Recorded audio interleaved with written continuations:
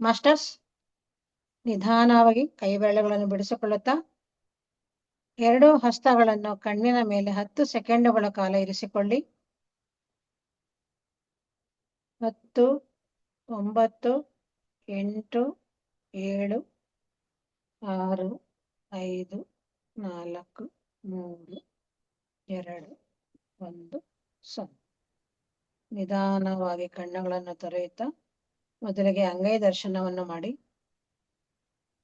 ನಂತರ ಎಲ್ಲರೂ ಸಹಜ ಸ್ಥಿತಿಗೆ ಬರೋಣ. ಮಾಸ್ಟರ್ಸ್, ಇಷ್ಟು ಹೊತ್ತು ಈ ಅದ್ಭುತವಾದ ಆನಾಪಾನಸತಿ ಧ್ಯಾನವನ್ನು 1 ಗಂಟೆಗಳ ಕಾಲ ಸಂಗೀತ ನಾದದೊಂದಿಗೆ ಮಾಡಿದ ನಿಮ್ಮೆಲ್ಲರಿಗೂ ಧನ್ಯವಾದಗಳು.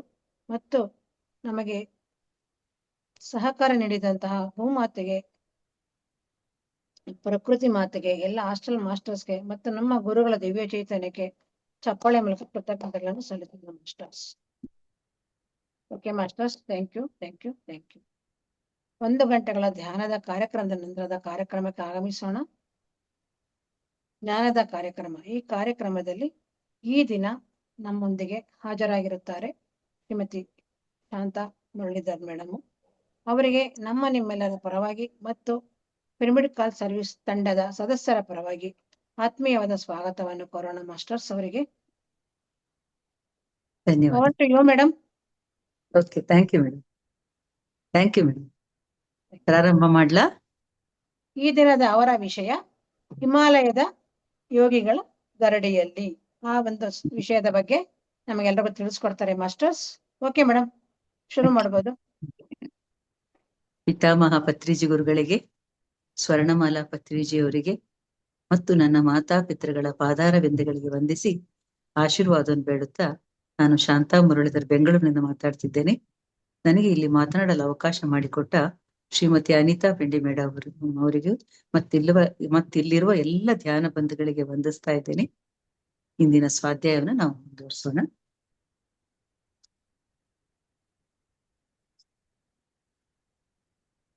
ಹಿಮಾಲಯದ ಗುರುವಿನ ಗರಡಿಯಲ್ಲಿ ಒಬ್ಬ ಯೋಗಿಯ ಆತ್ಮಕಥೆ ಶ್ರೀ ಎಂ ಅವರೇ ಬರೆದಿರುವಂಥದ್ದು. ಅವರ ಆತ್ಮಕಥೆಯನ್ನು ಅವರೇ ಬರೆದಿರೋದನ್ನ ನಾವೀಗ ಓದ್ತಾ ಸ್ವಾಧ್ಯಾಯವನ್ನು ಮುಂದುವರಿಸ್ತಾ ಹೋಗೋಣ.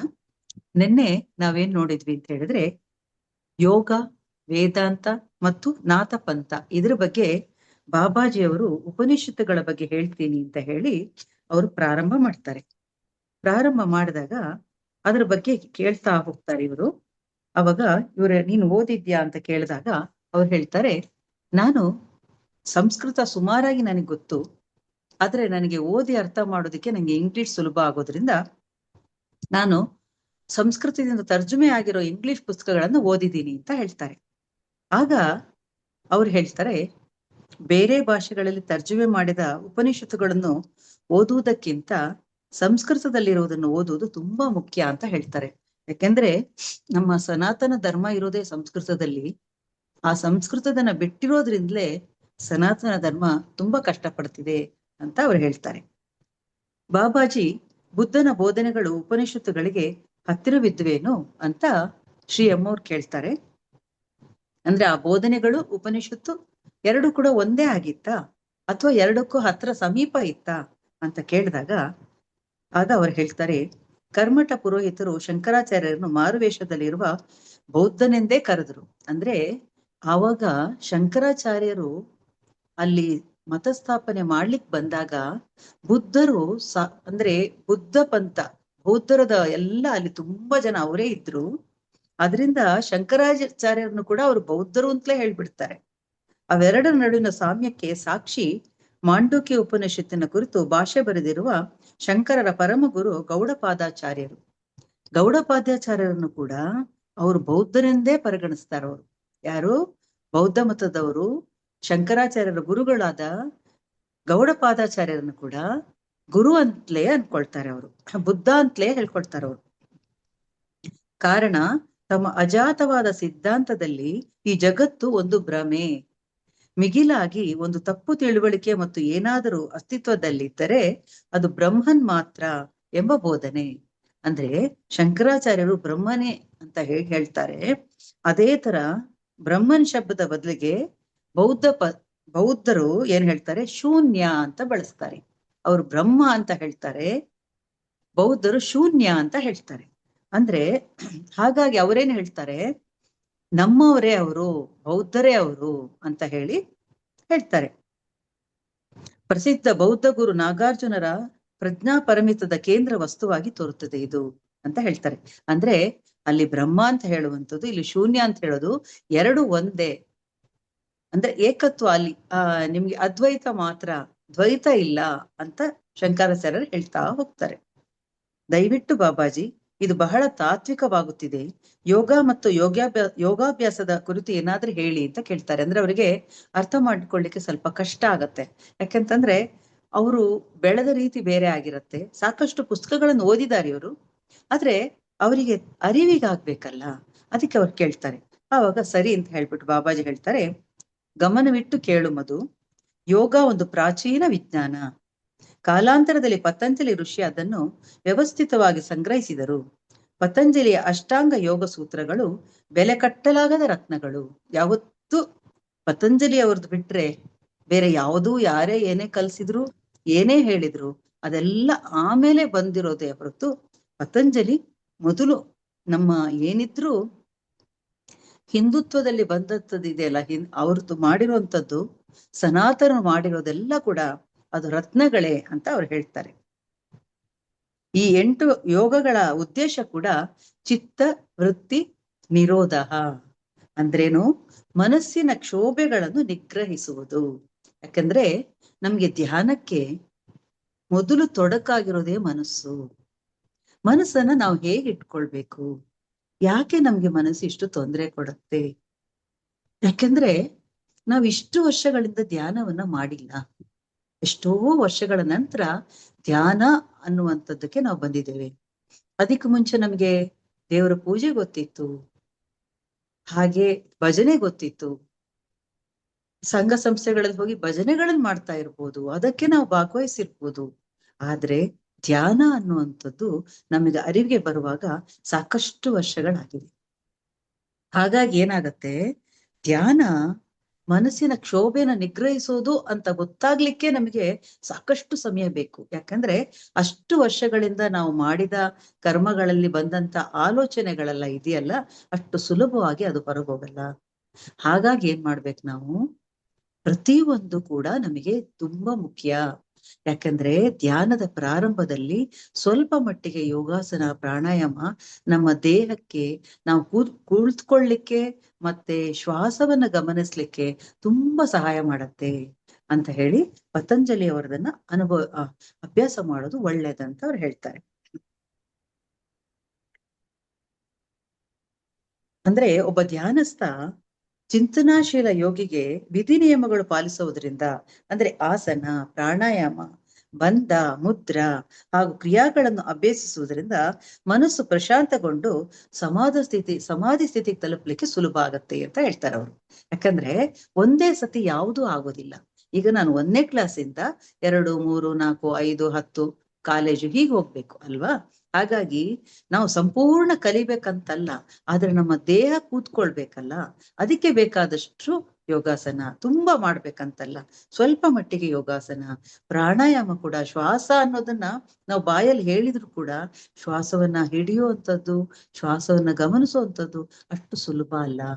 ಅದಕ್ಕಾಗಿ ಅವ್ರಿಗೆ ಹೇಳ್ತಾರೆ, ಪತಂಜಲಿ ಹೇಳಿರೋದೇ ಅದೇ, ಚಿತ್ತವೃತ್ತಿ ನಿರೋಧ ಆಗ್ಬೇಕಾದ್ರೆ, ಮನಸ್ಸಿನ ಕ್ಷೋಭೆ ನಿಗ್ರಹಿಸ್ಬೇಕಾದ್ರೆ ನಾವು ಧ್ಯಾನವನ್ನ ಮಾಡ್ಬೇಕು. ಅದಕ್ಕೆ ಮುಂಚೆ ಆಸನ ಪ್ರಾಣಾಯಾಮಗಳನ್ನ ಸ್ವಲ್ಪ ಮಟ್ಟಿಗಾದ್ರೂ ಕಲ್ತಿರ್ಬೇಕು ಅಂತ ಹೇಳ್ತಾರೆ. ಅದರಲ್ಲಿ ಅನೇಕ ರೀತಿಯ ಸಮಾಧಿಗಳಿದೆ ಅಂತಲೂ ಹೇಳ್ತಾರೆ. ಅಂದ್ರೆ ಪ್ರಜ್ಞೆ ವಿವಿಧ ಸ್ತರಗಳಲ್ಲಿ ನಾವು ಪ್ರವೇಶಿಸ್ತೀವಿ. ಯಾವಾಗ ನಾವು ಇದನ್ನ ಮೂಲಭೂತವಾದ ಅವಶ್ಯಕತೆ ಅಂತ ನಾವು ಅನುಭವಿಸ್ತೀವಿ, ಆವಾಗ ನಾವು ಪ್ರಜ್ಞೆಯ ಮೂಲಕ ಹೋಗ್ತೀವಿ. ಇಲ್ದಿರ ಸುಮ್ಮನೆ ಧ್ಯಾನ ಮಾಡ್ಕೊಂಡು ಹೋಗ್ತೀವಿ, ನಮಗೆ ಪ್ರಜ್ಞೆ ಇಲ್ಲ, ನಿದ್ದೆ ಆಗ್ಬಿಡ್ಬೋದು, ಅದು ಯೋಗ ನಿದ್ರೆ ತರನೂ ಆಗ್ಬೋದು. ಆದ್ರೆ ಪ್ರಜ್ಞೆ ತುಂಬಾ ಮುಖ್ಯ ಅಂತ ಹೇಳ್ತಾರೆ. ಯೋಗದ ಅಂತಿಮ ಗುರಿ ಅಂತ ಹೇಳಿದ್ರೆ ಸ್ವಾತಂತ್ರ್ಯ ಮತ್ತು ಕೈವಲ್ಯಕ್ಕೆ ಕರ್ಕೊಂಡು ಹೋಗೋದು ನಮ್ಮನ್ನ. ಆದ್ರೆ ಆ ಕೈವಲ್ಯಕ್ಕೆ ಹೋಗೋ ಮುಂಚೆ ನಮಗೆ ಇಂತಿಂತ ಎಲ್ಲದೆಲ್ಲ ಬೇಕು ನಮ್ಗೆ ಅಂತ ಹೇಳ್ತಾರೆ.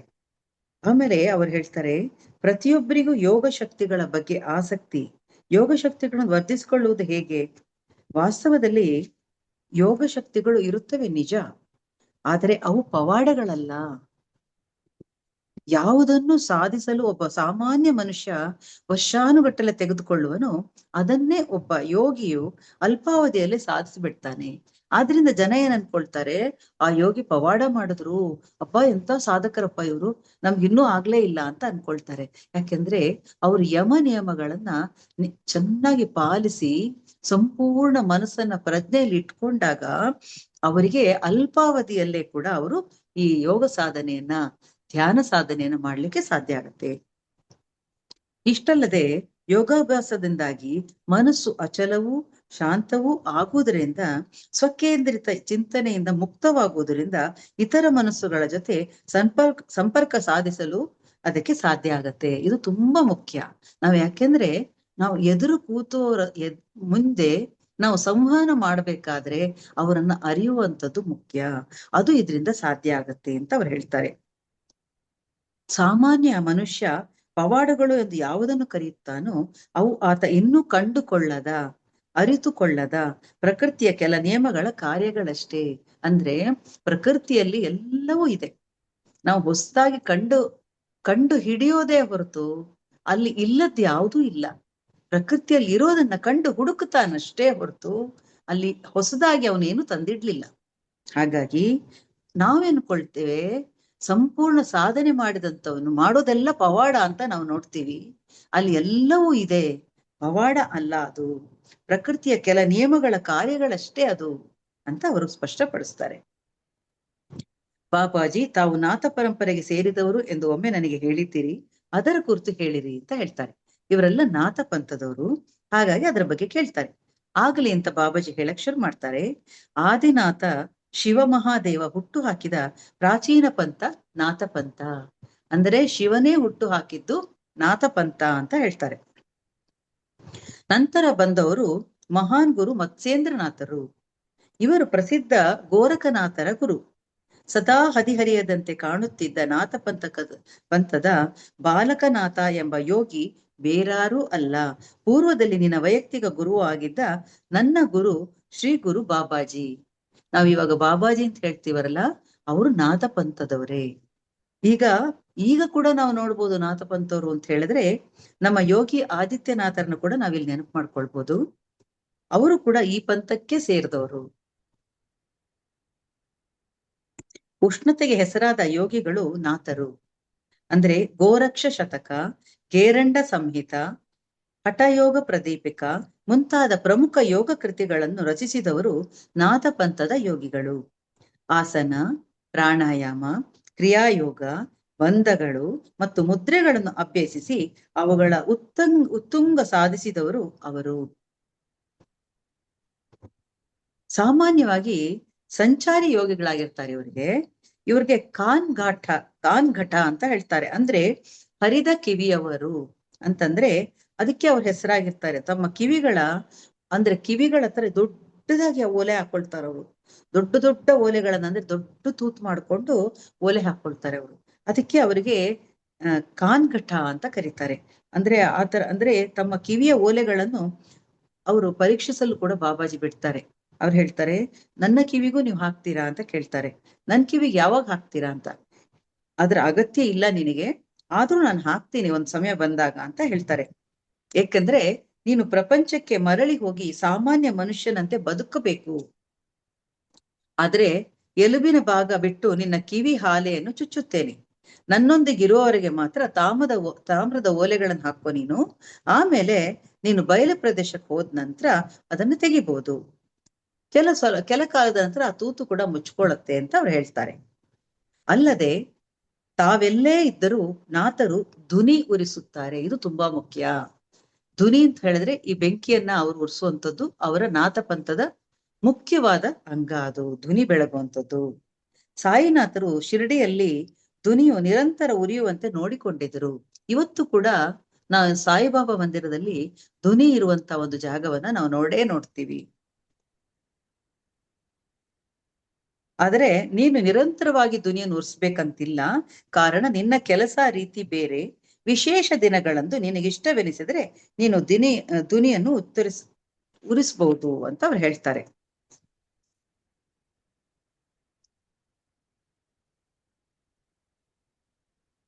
ಆಮೇಲೆ ಅವ್ರು ಹೇಳ್ತಾರೆ, ಮಧು, ನಾವು ತೋಲಿಂಗ ಮಠಕ್ಕೆ ಆ ಅಂದ್ರೆ ಪಶ್ಚಿಮ ಟಿಬೆಟ್ ನಲ್ಲಿರೋ ತೋಲಿಂಗ ಮಠಕ್ಕೆ ನಾಳಿದ್ದು ಹೊರಡೋಣ ಅಂತ ಹೇಳ್ತಾರೆ. ಹಾಗೆ ಇವ್ರಿಗೆ ಬಹಳ ಖುಷಿ ಆಗತ್ತೆ. ಇದು ಬಾಬಾಜಿ ಜೊತೆಗೆ ಅವರ ಪ್ರಥಮ ಪ್ರಯಾಣ ಆಗಿರುತ್ತೆ. ಮರುದಿನ ಬೆಳಿಗ್ಗೆ ರಾವಲ್ಜಿ ಅವರನ್ನು ಭೇಟಿ ಮಾಡಲು ನಾವಿಬ್ಬರು ತೆರಳಿದೆವು. ನಮಗೆ ಗೊತ್ತಿದೆ, ನೆನಪಿದೆ ಅಲ್ವಾ? ಫಸ್ಟ್ ಅವರು ಹೊರಟು ಬಂದಾಗ ರಾವಲ್ಜಿಯಲ್ಲಿ ಉಳಿದಿರ್ತಾರೆ ಒಂದು ತಿಂಗಳ ಮಟ್ಟಿಗೆ. ಅಂದ್ರೆ ಬದರಿನಾಥಕ್ಕೆ ಹೋಗ್ಬೇಕು ಅಂತ ಹೇಳಿ ರಾವಲ್ಜಿ ಹತ್ರ ಉಳಿದಿದ್ದಾಗ ಅವರು ಹೇಳಿರ್ತಾರೆ ಅವ್ರಿಗೆ, ನೋಡು, ನೀನು ಯಾತ್ರಾ ಸ್ಥಳದಲ್ಲಿ ತುಂಬಾ ಜನ ವಂಚಕರು, ಗುರುಗಳ ರೂಪದಲ್ಲಿ ಇರುವಂತವ್ರು, ಆಮೇಲೆ ಒಂಥರ ಈ ಸಿದ್ಧಿ ಅಂತ ಹೇಳಿ ಮಾಡುವಂತವ್ರು, ಸಾಕಷ್ಟು ಜನ ನಿನಗೆ ಮೋಸ ಮಾಡೋರು ಇರ್ತಾರೆ. ನೀನು ವಾಪಸ್ ಹೋಗಿ ನೀನು ಬೇಕಿದ್ರೆ ನಿನ್ನ ಸಂತೋಷಕ್ಕಾಗಿ ನೀನು ಹುಡುಕು, ಆದ್ರೆ ನಿನಗೆ ಇಲ್ಲಿ ಸಿಕ್ಕೋದು ಕಷ್ಟ.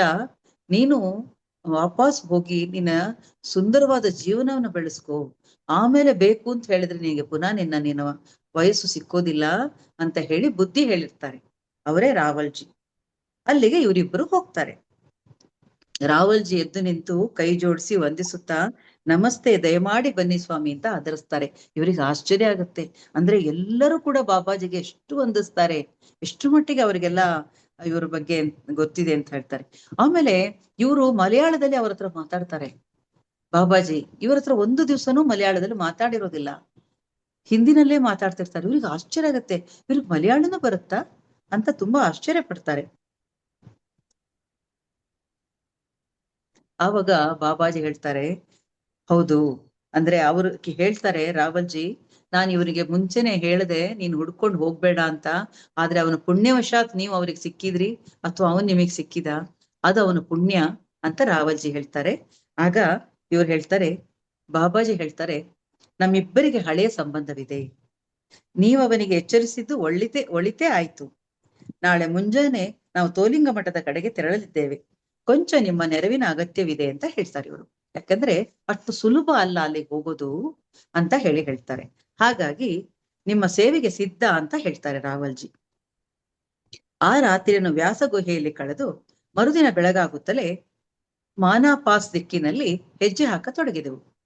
ಜೊತೆಗೆ ಅಡುಗೆಯನ್ನು ಮಾಡಬಲ್ಲ ಒಬ್ಬ ನೇಪಾಳಿ ಕೂಲಿಯಾಳು ಫತೇ ಬಹಾದೂರ್, ಮಾನಾ ಗ್ರಾಮದ ಟಿಬೆಟ್ನ ಮುಖ್ಯಸ್ಥ ಒದಗಿಸಿದ್ದ ಕುದುರೆ ಮರಿಯು, ಮಾರ್ವಾಡಿ ವ್ಯಾಪಾರಿಯೊಬ್ಬ ಕೊಟ್ಟಿದ್ದ 3 ಅಚ್ಚುಕಟ್ಟಾಗಿದ್ದ ಡೇರೆಯೊಂದನ್ನು ಕುದುರೆ ಮರಿ ಹೊತ್ತುಕೊಂಡು ಬರುತ್ತಿತ್ತು. ಅದರ ಜೊತೆಗೆ ಉಣ್ಣೆಯ ಬಟ್ಟೆಗಳಿದ್ದ ಒಂದು ಚೀಲ, ದಿನಸಿ ಸಾಮಾನು, ಒಂದು ಗ್ಯಾಸ್ ಒಲೆ, ಕೆಲ ಪಾತ್ರೆಗಳು ಮತ್ತು ಪ್ರಯಾಣಕ್ಕೆ ಅಗತ್ಯ ಇರುವ ಇತರ ವಸ್ತುಗಳನ್ನ ಅವ್ರು ಎಲ್ಲ ಒದಗಿಸ್ಕೊಡ್ತಾರೆ. ಅಂದ್ರೆ ಪ್ರಯಾಣಕ್ಕೆ ಏನೇನ್ ಬೇಕು ಅದೆಲ್ಲವನ್ನು ಕೂಡ ರಾವಲ್ಜಿಯವರು ಸಂಪೂರ್ಣವಾಗಿ ಇವರಿಗೆ ಒದಗಿಸ್ಕೊಡ್ತಾರೆ. ಹಣವನ್ನು ಕೂಡ ಕೊಡ್ತಾರೆ ಇವರಿಗೆ, ಶ್ರೀ ಅಮ್ಮ ಅವರಿಗೆ. ಹೀಗೆ ಎಲ್ಲ ದಪ್ಪವಾದ ಉಣ್ಣೆ ಬಟ್ಟೆಗಳನ್ನೆಲ್ಲ ಕೊಟ್ಟು ಅವರಿಗೆ ಕಳಿಸ್ಕೊಡ್ತಾರೆ. ಆಮೇಲೆ ಏನಾಗತ್ತೆ, ಮೊದಲು ತೋಲಿಂಗ ಮಠ ತಲುಪೋಣ ಅಂತ ಇವರು ಹೇಳ್ತಾರೆ. ಹಾಗೆ ಸರಸ್ವತಿ ಮತ್ತು ಅಲಕಾನಂದೆಯರ ಸಂಗಮಿಸುವ ಕೇಶವ ಪ್ರಯಾಗದಿಂದ ಸರಸ್ವತಿ ದಂಡೆಯನ್ನೇ ಅನುಸರಿಸಿ ಉತ್ತರ ದಿಕ್ಕಿನೆಡೆಗೆ ನಮ್ಮ ಪ್ರಯಾಣ ಸಾಗಿತು. ಹಾಗೆ ಹೋಗ್ತಾರೆ. ಅಂದ್ರೆ ವಿಪರೀತ ಚಳಿ ಇರತ್ತೆ. ದಿನವೊಂದಕ್ಕೆ 10 ಕಿಲೋಮೀಟರ್ ಕೂಡ ಹತ್ತೋದು ಬಹಳ ಕಷ್ಟ ಆಗಿರುತ್ತೆ. ಕಡಿದಾದ ಜಾಗ ಅದು. ನಮ್ಮ ನೇಪಾಳಿ ಸಹಚರ ಫತೇ ಬಹದ್ದೂರು ಗ್ಯಾಸ್ ಒಲೆ ಹಚ್ಚಿ ಚಪಾತಿ ಆಲೂಗಡ್ಡೆ ಪಲ್ಯ ಮಾಡೋದ್ರಿಂದ ನಮ್ಗೆ ಆಹಾರದ ಸಮಸ್ಯೆ ಇರ್ಲಿಲ್ಲ. ಆದ್ರೆ ಒಂದೊಂದು ಹೆಜ್ಜೆ ಇಡೋದು ಬಹಳ ಕಷ್ಟ ಆಗ್ತಿತ್ತು. ಬಾಬಾಜಿ ಹೇಳಿಕೊಟ್ಟ ವಿಶೇಷ ಪ್ರಾಣಾಯಾಮದಿಂದಾಗಿ ಎತ್ತರೆತ್ತರಕ್ಕೆ ಹೋಗುವ ಆಮ್ಲಜನಕದ ಕೊರತೆ ಇದ್ದರೂ ನಿಭಾಯಿಸಲು ಸಾಧ್ಯವಾಯಿತು. ರಾತ್ರಿ ವೇಳೆಯಲ್ಲಿ ಸಾಕಷ್ಟು ಸ್ಥಳಾವಕಾಶವಿದ್ದ ಡೇರೆ ಒಳಗೆ 3 ಮಲಗಿಕೊಂಡ್ರು. ಅಂದ್ರೆ ಅಂತ ಒಂದು ಚಳಿಯಲ್ಲಿ ಏನೆಂದ್ರು ಬಹಳ ಕಠಿಣ ಚಾರಣವಿದು, ಬಹಳ ಕಷ್ಟ ಇದು ಹತ್ತುದು. ವ್ಯಾಸಗುಹೆ ದಾಟಿದ ಮೇಲೆ ದಾರಿ ಎಂಬುದೇ ಇರಲಿಲ್ಲ. ಬೃಹತ್ ಬಂಡೆಗಳು ಮತ್ತು ಹಿಮಗಡ್ಡೆಗಳ ನಡುವೆ ನಾವು ಸಾಗಿದ್ದೇ ದಾರಿ ಅನ್ನೋದೇ ಇಲ್ಲ. ಬದರಿನಾಥದಿಂದ ಸುಮಾರು 50 ಕಿಲೋಮೀಟರ್ ಆಚೆಗಿನ ಭೂಪ್ರದೇಶವಂತೂ ಬಲು ಕಠಿಣ ಮತ್ತು ಅಸಾಧ್ಯ ಅಂತ ಹೇಳ್ತಾರೆ. ಸಂಪೂರ್ಣ ಹಿಮಾವೃತವಾಗಿ ವಿಪರೀತ ಜಾರುತ್ತಿತ್ತು. ಕೆಲ ಕಡೆಗಳಲ್ಲಿ ಫತೇ ಬಹದ್ದೂರ್ ಮೊರ ಗುದ್ದಲಿ ಹಿಡಿದು ಹಿಮವನ್ನು ಎತ್ತಿ ಎತ್ತಿ ಆಚೆ ಹಾಕ್ಬೇಕಾಗಿ ಬರ್ತಿತ್ತು. ಅಂತ ಹಿಮ ಇಳಿತಾನೇ ಇರ್ತಿತ್ತು. ಅದನ್ನ ಅವನು ಕೆತ್ತಿ ಬಿಸಾಕಿದ ನಂತರ ಇವ್ರಿಗೆ ನಡಿಲಿಕ್ಕಾಗ್ತಿತ್ತು. 11ನೆಯ ರಾತ್ರಿ ಮಾನಾ ರಹದಾರಿಯ ಸುಮಾರು 12 ಕಿಲೋಮೀಟರ್ನಷ್ಟು ಕೆಳಗೆ ಡೇರೆ ಹಾಕಿದೆವು. ಎಷ್ಟು ದಿವಸ ಹಿಡಿತು ನೋಡಿ ಅವರಿಗೆ. ಅಂದ್ರೆ ಅಷ್ಟು ಸುಲಭ ಅಲ್ಲ ಅದು ಹತ್ತೋದು ಅಂತ ಅವ್ರು ಹೇಳ್ತಾರೆ. ಧ್ವನಿ ಅಂದ್ರೆ ಧ್ವನಿಗೆ ತನ್ನ ಬಲಗೈಯಿಂದ ಅದರ ಸುತ್ತ ಅಂದ್ರೆ ಇವನು ಧ್ವನಿ ಹಚ್ಚುತ್ತಾರೆ ಇವರು ಮತ್ತು ಆ ಇವರು ಇವ್ ಸಹಾಯ ಬಂದಿರ್ತಾನಲ್ಲ ಅವನು, ಇಬ್ರು ಸೇರಿ ಧ್ವನಿ ಹಚ್ಚುತ್ತಾರೆ. ಧ್ವನಿ ಹಚ್ಚಿದಾಗ ಅದರ ಅದಕ್ಕೆ ಬಲಗೈಯಿಂದ ಅದರ ಸುತ್ತ ಒಂದು ಗೆರೆಯನ್ನ ಹಾಕ್ತಾರೆ ಬಾಬಾಜಿ. ಅಂದ್ರೆ ಅವರಲ್ಲಿ ಅಂತ ಶಕ್ತಿ ಇರುತ್ತೆ. ಆ ದೀಪ ಬೆಳಗ್ತಾ ಇರೋ ಬೆಂಕಿ ಆರದೇ ಇರೋದಕ್ಕೆ ಅವರೊಂದು ಬಲಗಡೆಯಿಂದ ಒಂದು ಗೆರೆಯನ್ನು ಎಳಿತಾರೆ. ಶೀತಲ ಗಾಳಿ ಬಲವಾಗಿ ಬೀಸ್ತಾ ಇರುತ್ತೆ, ಆದ್ರೂ ಕೂಡ ಹಲವು ಗಂಟೆಗಳವರೆಗೂ ಬೆಂಕಿ ಉರಿತಾನೇ ಇರುತ್ತೆ. ಅಂದು ರಾತ್ರಿ ಬಳಲಿಕೆ ನಿದ್ದೆ ಹೋಗೋ ಮುನ್ನ ಬಾಬಾಜಿಯನ್ನು, ನೀವು ಕೇರಳದವರೇ ಅಂತ ಕೇಳ್ತಾರೆ ಇವ್ರು. ಯಾಕಂದ್ರೆ ಅಷ್ಟು ಚೆನ್ನಾಗಿ ಮಲಯಾಳ ಮಾತಾಡಿರ್ತಾರಲ್ಲ ಇವರು, ನೀವು ಕೇರಳದವರ ಅಂತ ಕೇಳ್ತಾರೆ. ಅದಕ್ಕೆ ಅವ್ರು ಹೇಳ್ತಾರೆ, ಅವಾಗ ಇವ್ರು ಹೇಳ್ತಾರೆ, ನೋಡು ನನ್ನೊಂದಿಗೆ ಯಾವತ್ತೂ ಆ ಭಾಷೆಯಲ್ಲಿ ಒಂದು ಶಬ್ದನೂ ಮಾತಾಡಿಲ್ವಲ್ಲ ನೀವು, ಅದಕ್ಕೋಸ್ಕರ ಕೇಳ್ತಾ ಇದ್ದೀನಿ ಅಂತ ಹೇಳಿದಾಗ ಬಾಬಾಜಿ ಹೇಳ್ತಾರೆ, ಆದ್ರೆ ವಾಸ್ತವದಲ್ಲಿ ಭೌತಿಕ ಮಿದುಳಿರುವ ಯಾವ ಮನುಷ್ಯನು ಸರ್ವಜ್ಞನಾಗಲು ಸಾಧ್ಯವಿಲ್ಲ. ಅಂದ್ರೆ ಈ ನಮ್ಮ ಭೌತಿಕ ದೇಹದಲ್ಲಿ ಯಾವುದೇ ಮನುಷ್ಯ ಸರ್ವಜ್ಞ ಆಗ್ಲಿಕ್ಕೆ ಸಾಧ್ಯ ಇಲ್ಲ. ಹೌದು, ಅಗತ್ಯವಿದ್ದರೆ ಇನ್ನೊಬ್ಬರ ಮನಸ್ಸಿನ ತರಂಗಗಳೊಂದಿಗೆ ಹೊಂದಿಕೊಂಡು ಕೆಲ ನಿರ್ದಿಷ್ಟ ಉದ್ದೇಶ ಸಾಧನೆಗಾಗಿ ಆ ಇನ್ನೊಂದು ಮನದ ಜ್ಞಾನವನ್ನು ಬಳಸುವ ಶಕ್ತಿ ಗಳಿಸಿಕೊಳ್ಳಲು ಸಾಧ್ಯ. ಅಂದ್ರೆ ಎಂಥ ಜ್ಞಾನ ಇತ್ತು ಅವರಲ್ಲಿ ಅಂತ ನೋಡ್ಬೇಕು ನಾವು. ಅಂದ್ರೆ ಈಗ ಎದುರಿನ ಒಬ್ಬ ಮನುಷ್ಯ ಕೂತಿದ್ದಾರೆ ಅಂತ ಹೇಳಿದ್ರೆ ಅವನೊಟ್ಟಿಗೆ ಸಂವಹನ ಹೊಂದಲಿಕ್ಕೆ ಅವನ ಮನಸ್ಸನ್ನ ಅರ್ಥ ಮಾಡಿ ಆ ಭಾಷೆಯಲ್ಲಿ ಮಾತಾಡ್ತಾರೆ. ಅಂದ್ರೆ ನಿಮ್ದು ತಮಿಳ್ ಭಾಷೆ ಆಗಿದ್ರೆ ಅವ್ರು ತಮಿಳಲ್ಲಿ ಮಾತಾಡ್ತಾರೆ. ಅಂದ್ರೆ ಅಷ್ಟರ ಮಟ್ಟಿಗೆ ನಿಮ್ಮೊಳಗೆ ಹೋಗ್ತಾರೆ ಅವರು. ಆಮೇಲೆ ಅವ್ರಿಗೆ ಗೊತ್ತಿಲ್ಲ ತಮಿಳು. ಅದೇ ತರ ಮಲಯಾಳ ಕೂಡ ಅವ್ರಿಗೆ ಗೊತ್ತಿಲ್ಲ. ಆದ್ರೆ ಆ ಎದುರಿರೋ ವ್ಯಕ್ತಿಗೆ ಮಲಯಾಳ ಮಾತಾಡೋನು ಅಂತ ಗೊತ್ತಾದ ಕೂಡಲೇ ಆ ಸಂಭಾವನೆ ಅವರು ಗಳಿಸ್ತಾರೆ. ಅಂದ್ರೆ ಎಂತ ಜ್ಞಾನಿಗಳು ನಮ್ಮವರು ಅಂತ ಅನ್ನೋದನ್ನ ಇದ್ರಲ್ಲಿ ನಾವು ಅರ್ಥ ಮಾಡ್ಲಿಕ್ಕಾಗತ್ತೆ. ಆ ಮನದ ಜ್ಞಾನವನ್ನು ಬಳಸೋ ಶಕ್ತಿ ಗಳಿಸ್ಕೊಳ್ಳಲು ಸಾಧ್ಯ. ಅಂದ್ರೆ ಆಧ್ಯಾತ್ಮಿಕವಾಗಿ ಮಾತ್ರ ನಾವು ಮುಂದುವರೆದಾಗ ಈ ಸರ್ವಜ್ಞತೆ ನಮ್ಮಲ್ಲಿ ಬರುತ್ತೆ. ಆ ಮಲಯಾಳಿಯಲ್ಲಿ ಮಾತನಾಡಿದ್ದು ಕೂಡ ಅಂತ ಶಕ್ತಿಗೆ ಒಂದು ಉದಾಹರಣೆ ಅಂತ ಅವ್ರು ಹೇಳ್ತಾರೆ. ಅವ್ರಿಗೆ ಅದೇನು ದೊಡ್ಡದು ಅನ್ಸಲ್ಲ, ಆದ್ರೆ ಇವ್ರಿಗೆ ಆಶ್ಚರ್ಯ ಆಗುತ್ತೆ, ಅಬ್ಬಾ ಎಂತ ಮಹಾನ್ರಿ ಇವರು ಅಂತ ಅನ್ಕೊಳ್ತಾರೆ ಇವರು. ಆಮೇಲೆ ಅವ್ರಿಗೆ ಟುಮ್ಕೋ ಅಂತ ಹೇಳಿ ಪ್ರಾಣಾಯಾಮನ ಕಳಿಸ್ಕೊಡ್ತಾರೆ. ಈ ಪ್ರಾಣಾಯಾಮದಿಂದ ಏನಾಗತ್ತೆ ಅವರಿಗೆ ಅಂದ್ರೆ ಮಣಿಪುರ ಚಕ್ರದಲ್ಲಿ ಅಗ್ನಿಯನ್ನು ಆವಾಹಿಸ್ಕೊಳ್ತಾರೆ ಅವರು. ಬಲವಾಗಿ ನಾಭಿಕ್ರಿಯೆ ಮಾಡ್ತಾರೆ. ಬೆಚ್ಚಗೆ ಅನ್ಸತ್ತ ಅವಾಗ ಅವರಿಗೆ. ಅಂದ್ರೆ ಆ ರೀತಿ ಅಂದ್ರೆ ಪ್ರತಿಯೊಂದು ಕಡೆ ಅದರದೇ ಆದ ಒಂದು ಸ್ಥಿತಿಯನ್ನ ನಾವು ಅನುಭವಿಸ್ಬೇಕಾಗತ್ತೆ. ಯಾಕಂದ್ರೆ ಅಂತ ಹಿಮ ಬೀಳುವಂತ ಚಳಿಯಲ್ಲಿ ನಾವು ಎಷ್ಟೇ ಹೊದ್ಕೊಳ್ಳಿ, ಬೆಂಕಿ ಇಟ್ಕೊಳ್ಳಿ, ಎಂತದೇ ಮಾಡ್ಲಿ, ಆ ಚಳಿ ಹೋಗಿಸ್ಬೇಕಾದ್ರೆ ಅದಕ್ಕೆ ಆದ ಒಂದು ಪ್ರಾಣಾಯಾಮ ಇದೆ, ಟುಮ್ಕೋ ಪ್ರಾಣಾಯಾಮ ಅಂತ. ಅದನ್ನ ಇವ್ರು ಕಲ್ಸ್ಕೊಡ್ತಾರೆ ಬಾಬಾಜಿ. ಮರುದಿನ ಬೆಳಿಗ್ಗೆ ಮಾನಾಪಾಸ್ನಿಂದ ಅವ್ರು ಚಾರಣ ಮುಂದುವರಿಸ್ತಾರೆ. ಅವ್ರಿಗೆ ಏನಾಗತ್ತೆ, ಈ ರೀತಿ ಇಷ್ಟು ದೂರ ಪ್ರಯಾಣ, ಈ ರೀತಿ ಹಿಮದಲ್ಲಿ ಇವ್ರು ಬಂದಿಲ್ಲಲ್ಲ, ಏನಾಗುತ್ತೆ ಶ್ರೀ ಅಮ್ಮವರಿಗೆ ವಿಪರೀತ ತಲೆನೋವು, ವಾಕರಿಕೆ, ಆಮ್ಲಜನಕದ ಕೊರತೆ. ಅವಾಗ ಇವ್ರು ಹೇಳ್ತಾರೆ, ಆಮ್ಲಜನಕದ ಕೊರತೆಯಿಂದಾಗಿ ನಿನಗೆ ಆಗ್ತಾ ಇದೆ, ಏನಾಗಲ್ಲ ಬಾ ಅಂತ ಹೇಳ್ತಾರೆ.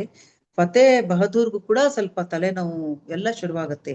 ಆವಾಗ ಅವ್ರು ಹೇಳ್ಕೊಡ್ತಾರೆ, ನಾಯಿ ನಾಲ್ಗೆನ್ ಹೊರಚಾಚಿ ಹೇಗೆ ಉಸಿರಾಡುತ್ತಲ್ಲ ಆ ರೀತಿ ಉಸಿರಾಡು ನೀನು, ಆವಾಗ ನಿನ್ಗೆ ಸುಲಭ ಆಗತ್ತೆ ಅಂತ ಅವ್ರು ಹೇಳ್ತಾರೆ. ನೀಲ ಪರ್ವತ ಅಲ್ಲಿಗೆ ಹತ್ತಿ ಹೋಗ್ತಾರೆ ಅವ್ರು. ಆಮೇಲೆ ಅಲ್ಲಿ ಆ ನೀಲ ಪರ್ವತಕ್ಕೆ ಹೋದ ನಂತರ ಬಾಬಾಜಿ ನೆಟ್ಟಗೆ ದೃಢವಾಗಿ ಪದ್ಮಾಸನದಲ್ಲಿ ಕುಳಿತ ಬರಿಮೈಯ ತೇಜಸ್ವಿ ಯೋಗ ಗುರುವಿನ ಸುತ್ತ ಹಿಮಾಚಲದ ಭವ್ಯ ಹಿಮಚ್ಛಾದಿತ ಶೃಂಗಗಳು ನಾನು ಎದೆ ಮುಚ್ಚಿ ನನ್ನೆದುರು ಕುಳಿತಿದ್ದ ದೈವ ಸ್ವರೂಪಿಯ ಕುರಿತು ಧ್ಯಾನಿಸಿದೆ. ಅವರನ್ನು ನೋಡ್ಬಿಟ್ಟು ಇವರಿಗೆ ಎಷ್ಟು ಸಂತೋಷ ಆಗತ್ತೆ ಅಂದ್ರೆ, ಎಷ್ಟು ಸ್ಟ್ರೈಟ್ ಆಗಿ ಕೂತಿದ್ದಾರೆ, ಎಂಥ ಯೋಗಿ, ಎಂಥ ದೈವ ಸ್ವರೂಪಿ ಇವರು ಅಂತ ಹೇಳ್ಬಿಟ್ಟು ಅವರಿಗೆ ಏನಾಗತ್ತೆ ಅಂದ್ರೆ, ನನ್ನ ಭೌತಿಕ ಕಂಗಳನ್ನು ಇವರನ್ನಲ್ಲದೆ ಬೇರಾವ ದೇವರನ್ನು ಕಂಡಿದ್ದವು, ಅಂದ್ರೆ ಇಲ್ಲಿವರೆಗೂ ನಾನು ಇಂಥ ಒಂದು ದೇವರನ್ನು ನೋಡೇ ಇಲ್ಲ ಅಂತೇಳಿ ಸಂಪೂರ್ಣ ಅವರಿಗೆ ಶರಣಾಗತಿಯಿಂದ ನಮಿಸ್ತಾರೆ.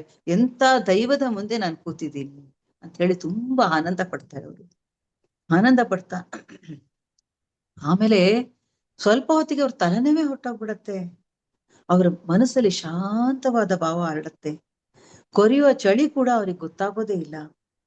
ಅರೆಗಳಿಗೆನಲ್ಲಿ ಅವ್ರಿಗೆ ಏನನ್ಸುತ್ತೆ, ಬಾಬಾಜಿ ಮತ್ತು ಅವರು ಒಂದೇ ಅಂತ ಅನ್ಸ್ಬಿಡತ್ತೆ. ಅಲ್ಲಿ ಇಬ್ರು ಇಲ್ವೇ ಇಲ್ಲ ಅನ್ಸ್ಬಿಡತ್ತೆ ಅವರಿಗೆ. ಅವ್ರೊಂಥರ ಭಾವ ಸಮಾಧಿಯಲ್ಲಿ ಹೊರಟೋಗ್ತಾರೆ. ನಾನು ಭೂಮಿ ಬಿಟ್ಟು ತೇಲ್ತಾ ಇದ್ದೀನಿ ಅನ್ನೋ ಒಂದು ಸ್ಥಿತಿಗೆ ಬಂದ್ಬಿಡ್ತಾರೆ ಅವರು. ಅವಾಗ ಬಾಬಾಜಿ ನಗ್ತಾ ಹೇಳ್ತಾರೆ, ಸದ್ಯಕ್ಕೆ ಸಾಕು, ಅವಸರ ಬೇಡ ಹುಡುಗ, ಚೋಟಾ ಜೋಗಿ ನೀನು ಅಂತ ಹೇಳಿ ಅವ್ರನ್ನ ಹೊರಗ್ ಕರೀತಾರೆ. ಅಂದ್ರೆ ಅಷ್ಟರ ಮಟ್ಟಿಗೆ ಇಷ್ಟು ಪವರ್ಸ್ ಇತ್ತು ನಮ್ಮ ಯೋಗಿಗಳಿಗೆ ಅಂತ ಇದನ್ನ ನೋಡುವಾಗ ಗೊತ್ತಾಗತ್ತೆ. ಶ್ರೀ ಎಂ ಅವ್ರು ಎಂತ ರೀತಿಯ ಒಂದು ಆನಂದವನ್ನ ಅನುಭವಿಸಿರ್ತಾರೆ ಅಂತ ನಾವ್ ಇದನ್ನ ನೋಡುವಾಗ ನಾವೇ ಅಲ್ಲಿದ್ದಂತೆ, ನಾವೇ ಅವ್ರ ಜೊತೆಗೆ ಹೋದಂತೆ ಅನುಭವ ಆಗತ್ತೆ ಇದನ್ನ ಓದ್ತಾ. ಭಾರತದ ಗಡಿ ಅಂತ್ಯವಾಗಿ ಟಿಬೆಟ್ಟಿನ ಗಡಿ ತೆರೆದುಕೊಳ್ಳುವ ರಹದಾರಿಯ ಇನ್ನೊಂದು ಮಗ್ಗಲಿನಲ್ಲಿ ಇಳಿಯತೊಡಗಿದೆವು.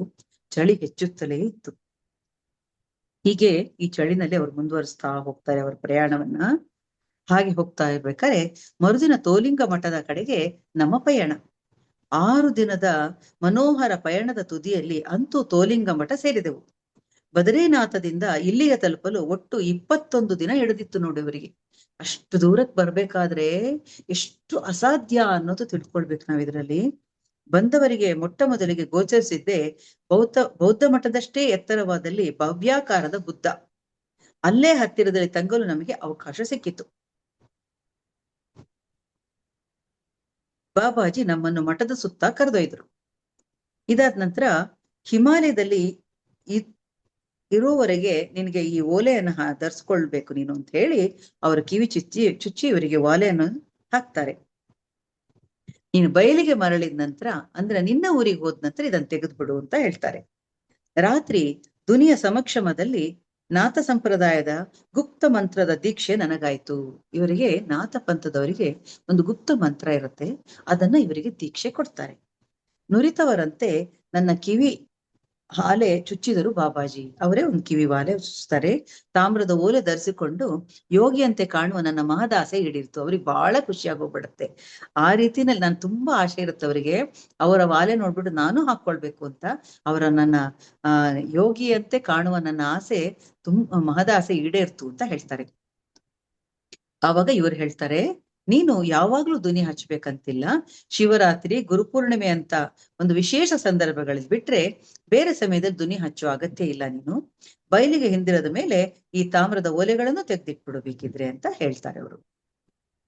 ನಿನ್ನ ಮನಸ್ಸನ್ನು ಮಾತ್ರ ಪ್ರಜ್ಞೆಯ ಉನ್ನತ ಸ್ತರದಲ್ಲಿ ನೆಟ್ಟುಕೋ. ಈಗಿನಿಂದ ನೀನೊಬ್ಬ ನಾಥ.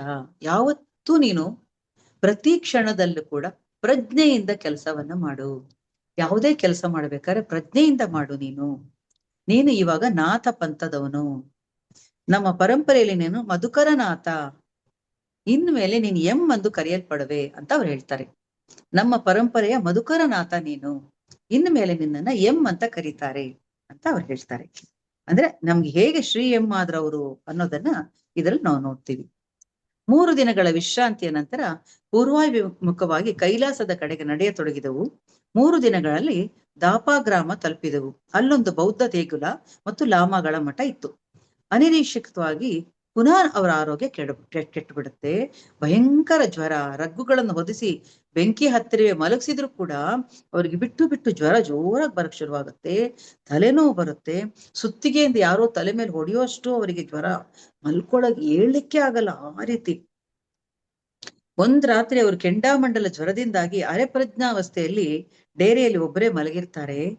ನಾಯಿ ಒಂದು ನೋವಿನಲ್ಲಿ ಸಣ್ಣದಾಗಿ ಊಳಿಡುವ ದನಿಗೆ ಹೆಂಗ್ ಕೇಳಿಸತ್ತೆ, ಹುಯ್ ಅಂತ ಕೂಗತ್ತಲ್ವ ನಾಯಿ, ಒಂಥರ ಅದಕ್ಕೆ ನೋವು ಆದ್ರೆ ಆ ರೀತಿ ಶಬ್ದ ಡೇರೆ ಹತ್ರ ಕೇಳಿಸತ್ತೆ ಇವರಿಗೆ. ದ್ವಾರದ ಕಡೆ ತಿರುಗಿ ನೋಡ್ತಾರೆ. ಅಲ್ಲೊಂದು ಗೊರಿಲ್ಲಾದಂತ ಬೃಹದಾಕೃತಿಯ ನೆರಳು ಕಾಣಿಸತ್ತೆ ಅವರಿಗೆ.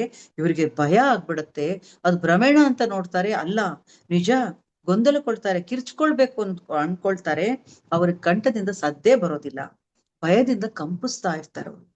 ಲಾಂಧ್ರದ ಬೆಳಕಿನಲ್ಲಿ ಅದರ ರೋಮ ಕೆನೆ ಬಣ್ಣ ಇರುವುದನ್ನು ಕಾಣುತ್ತಿವರಿಗೆ. ಮತ್ತದೇ ವಿಲಕ್ಷಣ ಕೀ ಅಂತ ಶಬ್ದ ಮಾಡುತ್ತದು. ಆಮೇಲೆ ಕ್ಷಣಾರ್ಧದಲ್ಲಿ ಇವರು ಬಾಯನ್ನ ತೆರೆದು ಬಾಯಿಗೆ ಏನೋ ಒಂದು ಇಡತ್ತೆ. ಜ್ವರದಿಂದ ಬಾಯಿ ರುಚಿನೇ ಇರೋಲ್ಲ ಇವರಿಗೆ, ಏನೂ ತಿನ್ನಕ್ ಆಗ್ತಾ ಇರಲ್ಲ. ಈ ತರ ಇರ್ತಾರಲ್ಲ, ಅದು ಬಾಯಿಗೆ ಹಾಕ್ಬಿಟ್ಟು ನನ್ನ ಬಾಯೊಳಗೆ ನೂಕಿದ ಆ ಮೇಣದಂತ ಪದಾರ್ಥದ ಸಿಹಿ ನಾಲಿಗೆಗೆ ತಿಳಿಯಿತು. ಆಮೇಲೆ ಬೇಗನೆ ತಿರುಗಿ ಡೇರೆಯಿಂದ ಹೊರಗೊಡಿತದು.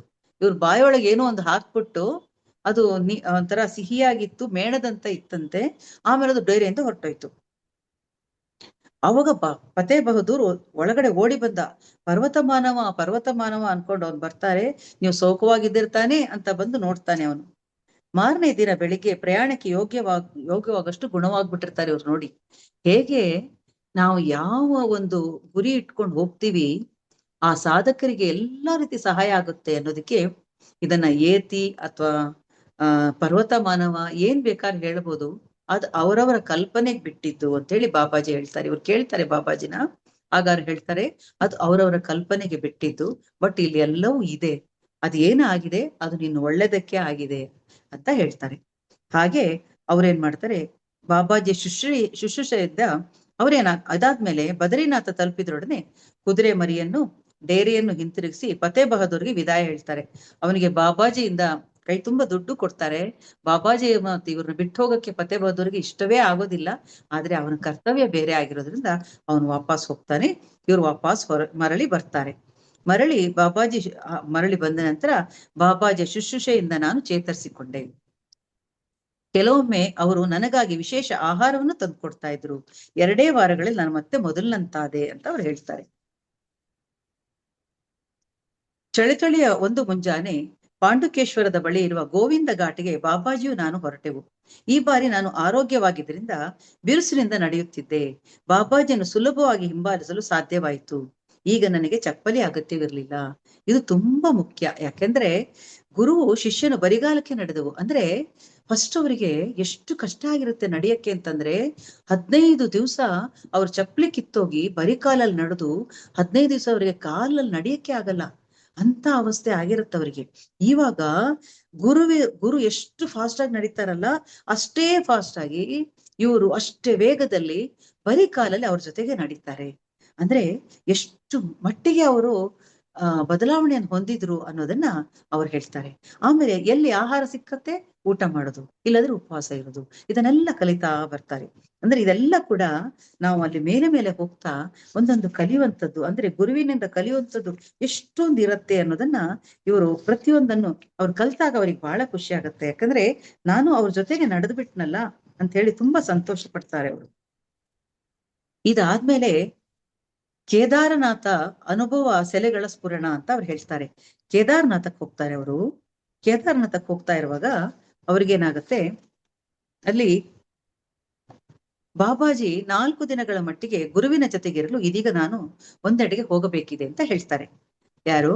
ಇವರ ಗುರುಗಳಾದ ಬಾಬಾಜಿ ಅವ್ರು ಹೇಳ್ತಾರೆ, ನಾನು 4 ದಿವಸ ಬಾಬಾಜಿ ಜೊತೆ ಹೋಗ್ತೀನಿ. ಅಂದ್ರೆ ಶ್ರೀ ಗುರು ಅವ್ರು ದೊಡ್ಡವರು, ಮಹೋತಾರ ಬಾಬಾಜಿ.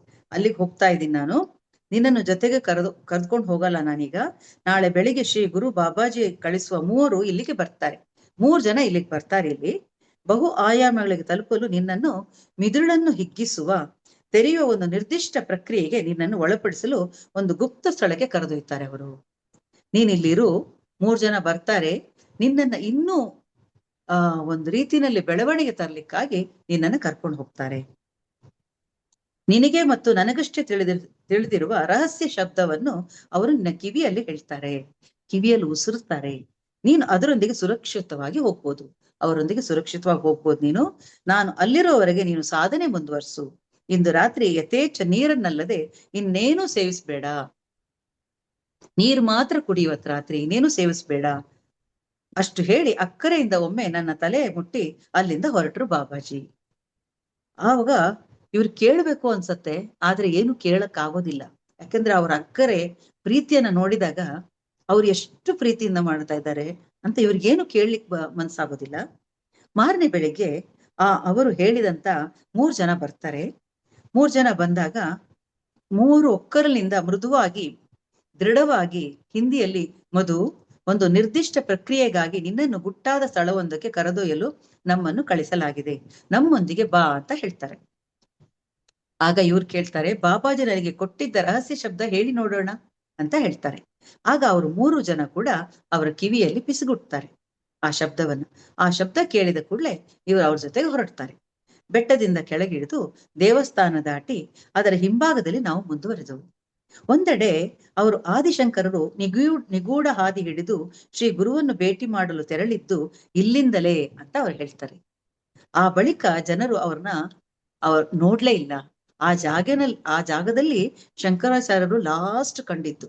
ಅಲ್ಲಿಂದ ನಂತರ ಶಂಕರಾಚಾರ್ಯನ ಯಾರು ನೋಡ್ಲಿಲ್ಲ. ಆ ಜಾಗಕ್ಕೆ ಇವ್ರನ್ನ ಕರ್ಕೊಂಡು ಹೋಗ್ತಾರೆ. ಇನ್ನೊಂದು 10 ನಿಮಿಷಗಳು ನಡೆದ ಮೇಲೆ ಈಗ ನನ್ನ ಕಣ್ಣಿಗೆ ಪಟ್ಟಿ ಕಟ್ಬಿಡ್ತಾರೆ ಅವರು. ನಾನು ಕಟ್ಟಬೇಕಾಗತ್ತೆ ಅಂತ ಹೇಳಿ ಪಟ್ಟಿ ಕಟ್ತಾರೆ. ಸ್ವಲ್ಪ ಹೊತ್ತಿನಲ್ಲೇ ಬಾಗಿಲು ತೆರೆದ ಸದ್ದಾಯ್ತು. ಆಮೇಲೆ ಅಲ್ಲಿಂದ ಕಡಿದಾದ ಮೆಟ್ಟಲುಗಳಲ್ಲಿ ಕೆಳ ನಡೆಸಿಕೊಂಡು ಹೋದ ಅನುಭವ ಆಯ್ತು ಇವರಿಗೆ. ಅಲ್ಲಿನ ನಿಶ್ಶಬ್ದ ಮತ್ತು ಆವರಿಗೆ ಬೀಸುತ್ತಿದ್ದ ಕುಳಿರ್ಗಾಳಿ ಮಾಯವಾಗಿತ್ತು. ನಾವು ಯಾವುದೋ ಭೂಗತ ಸುರಂಗದಲ್ಲಿ ಇರಬೇಕೆಂದು ಇವ್ರು ಭಾವಿಸ್ತಾರೆ. ಯಾಕಂದ್ರೆ ಕಣ್ಣಿಗೆ ಪಟ್ಟಿ ಕಟ್ಟಿರ್ತಾರೆ ಇವರಿಗೆ. ಅವರನ್ನು ಕಂಡು ಅಂದ್ರೆ ಅಲ್ಲಿಂದ ಹಾಗೆ ಗುಹೆಯಿಂದ ಬರ್ಬೇಕಾದ್ರೆ ಅಲ್ಲಿಂದ ಪರಿಮಳ, ಸುಗಂಧವಾದ ಘಮ ಹೊರಡ್ತಾ ಇತ್ತು. ಆ ಪರಿಮಳ ಇವರ ಹತ್ರ ಬಂದಾಗ ಆಮೇಲೆ ಇವ್ರನ್ನ ಅಲ್ಲಿ ಕೂರ್ಸಿ ಕಣ್ಣಿನ ಪಟ್ಟಿ ತೆಗಿತಾರೆ. ಗುಹೆಯ ತುದಿಯಲ್ಲಿ ಬಾಬಾಜಿ ಕಾಣಿಸ್ತಾರೆ. ಇವ್ರಿಗೆ ಬಹಳ ಖುಷಿ ಆಗತ್ತೆ. ಅವರನ್ನು ಕಂಡು ಮನಸ್ಸು ಹಗುರ ಆಗತ್ತೆ ಇವರಿಗೆ.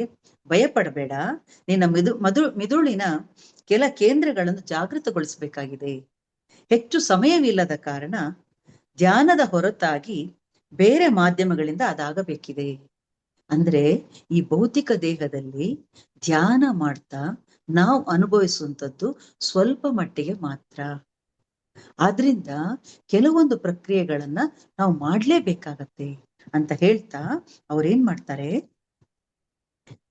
ಹೆಚ್ಚು ಸಮಯವಿಲ್ಲದ ಕಾರಣ ಈ ಕೇಂದ್ರಗಳನ್ನು ಉದ್ದೀಪನಗೊಳಿಸಬೇಕಾಗಿದ್ರಿಂದ ಉನ್ನತ ಆಯಾಮಗಳಿಗೆ ನಿನ್ನನ್ನೊಯ್ಯುವ ಸೆಲೆ ತೆರೆದುಕೊಳ್ಳಲು ಜನ್ಮಾಂತರಗಳೇ ಬೇಕಾಗತ್ತೆ ನಿನಗೆ. ಆ ಜನ್ಮಾಂತರಗಳಾಗೋದು ಬೇಡ ಅನ್ನೋ ಉದ್ದೇಶಕ್ಕಾಗಿ ನಮ್ಮ ಪೂರ್ವಜರು ಸೇವಿಸುತ್ತಿದ್ದ ಸೋಮರಸವಿದು. ನಿನಗೋಸ್ಕರವೇ ವಿಶೇಷವಾಗಿ ತಯಾರಿಸಿದ್ದು ಕುಡಿ ಅಂತ ಹೇಳಿ ಕೊಡ್ತಾರೆ. ತಿಳು ಹಸಿರು ಬಣ್ಣದ ದ್ರವ ತುಂಬಿದ ಬೆಳ್ಳಿಯ ಬಟ್ಟಲೊಂದನ್ನು ನನ್ನ ಕೈಗಿತ್ತರು ಬಾಬಾಜಿ. ವಜ್ರಾಸನ ಭಂಗಿಯಲ್ಲಿ ಕುಳಿತು ಆ ಕಹಿ ಸಿಹಿ ಮಿಶ್ರಿತ ಕಷಾಯವನ್ನು ಕುಡ್ದೆ. ಮೊದಲು ಕಾಲೇಜ್ನಲ್ಲಿದ್ದಾಗ ಗೆಳೆಯ ರಂಜಿತನ ಜೊತೆಗೆ ಅರ್ಧ ಬಾಟಲಿ ಬಿಯರ್ ಕುಡ್ದಿದ್ದಾಗ ಆದ ಅನುಭವ ಇದೇ ತರ ಇತ್ತು ಅಂತ ಅನ್ಕೊಳ್ತಾರೆ ಅವರು. ಆಮೇಲೆಲ್ಲ ಅವ್ರು ಕುಡಿಯೋದಿಲ್ಲ, ಸುಮ್ನೆ ಎಲ್ಲವನ್ನು ಪರೀಕ್ಷೆ ಮಾಡಿ ನೋಡಿರ್ತಾರಷ್ಟೆ. ಭಾವ ಪಲ್ಲಟದ ಅನುಭವ ಆಯ್ತು. ಕ್ರಮೇಣ ಆ ಭಾವ ಹೆಚ್ಚು ತೀವ್ರವಾಗತೊಡಗಿತು. ನನಗೆ ಕರೆತಂದಿದ್ದ ಆ 3 ಪದ್ಮಾಸನದಲ್ಲಿ ಕುಳಿತು ಸಾಮವೇದ ಪಠಿಸ್ತಾ ಇದ್ರು. ಆ ಪಠಣದ ಓಗದಲ್ಲಿ ನನ್ನ ಮನಸ್ಸು ಏಕತ್ರಗೊಂಡು ವಿಶಾಲವಾಗುತ್ತಾ ಶರೀರದಿಂದ ಹೊರಚಲತೊಡಗಿತು. ಗಾಢ ಬಣ್ಣಗಳ ಮಿಶ್ರ ಬೆಳಕುಗಳು ಕಾಣತೊಡಗಿದವು. LSD ಸೇವಿಸಿದಾಗ ಆಗತ್ತಲ್ಲ ಅನುಭವ, ಆ ತರ ಅಂತ ಇವರಿಗೆ ಅನ್ಸತ್ತೆ. ಅಂದ್ರೆ ಗುಹೆ ಎಡೆಭಾಗದಲ್ಲಿದ್ದ ಕಲ್ಲು ಹಲಗೆಯ ಮೇಲೆ ಬಾಬಾಜಿ ಜಾಗರೂಕತೆಯಿಂದ ನನ್ನನ್ನು ಕೈ ಹಿಡಿದು ಕರೆದುಕೊಂಡು ಹೋಗಿ ಅದರ ಮೇಲೆ ಶವಾಸನ ಭಂಗಿಯಲ್ಲಿ ಉದ್ದಕ್ಕೂ ಮಲಗಿಸಿದರು. ಕಣ್ತೆರೆ, ದೇಹದಿಂದ ನಿನ್ನಾತ್ಮ ಸರಾಗವಾಗಿ ಆಚೆ ಬರಲಿ ಅಂತ ಹೇಳ್ತಾರೆ ಅವರು. ಅವರ ದನಿ ಎಲ್ಲೋ ದೂರದಿಂದ ಇವ್ರಿಗೆ ಕೇಳಿಸತ್ತೆ.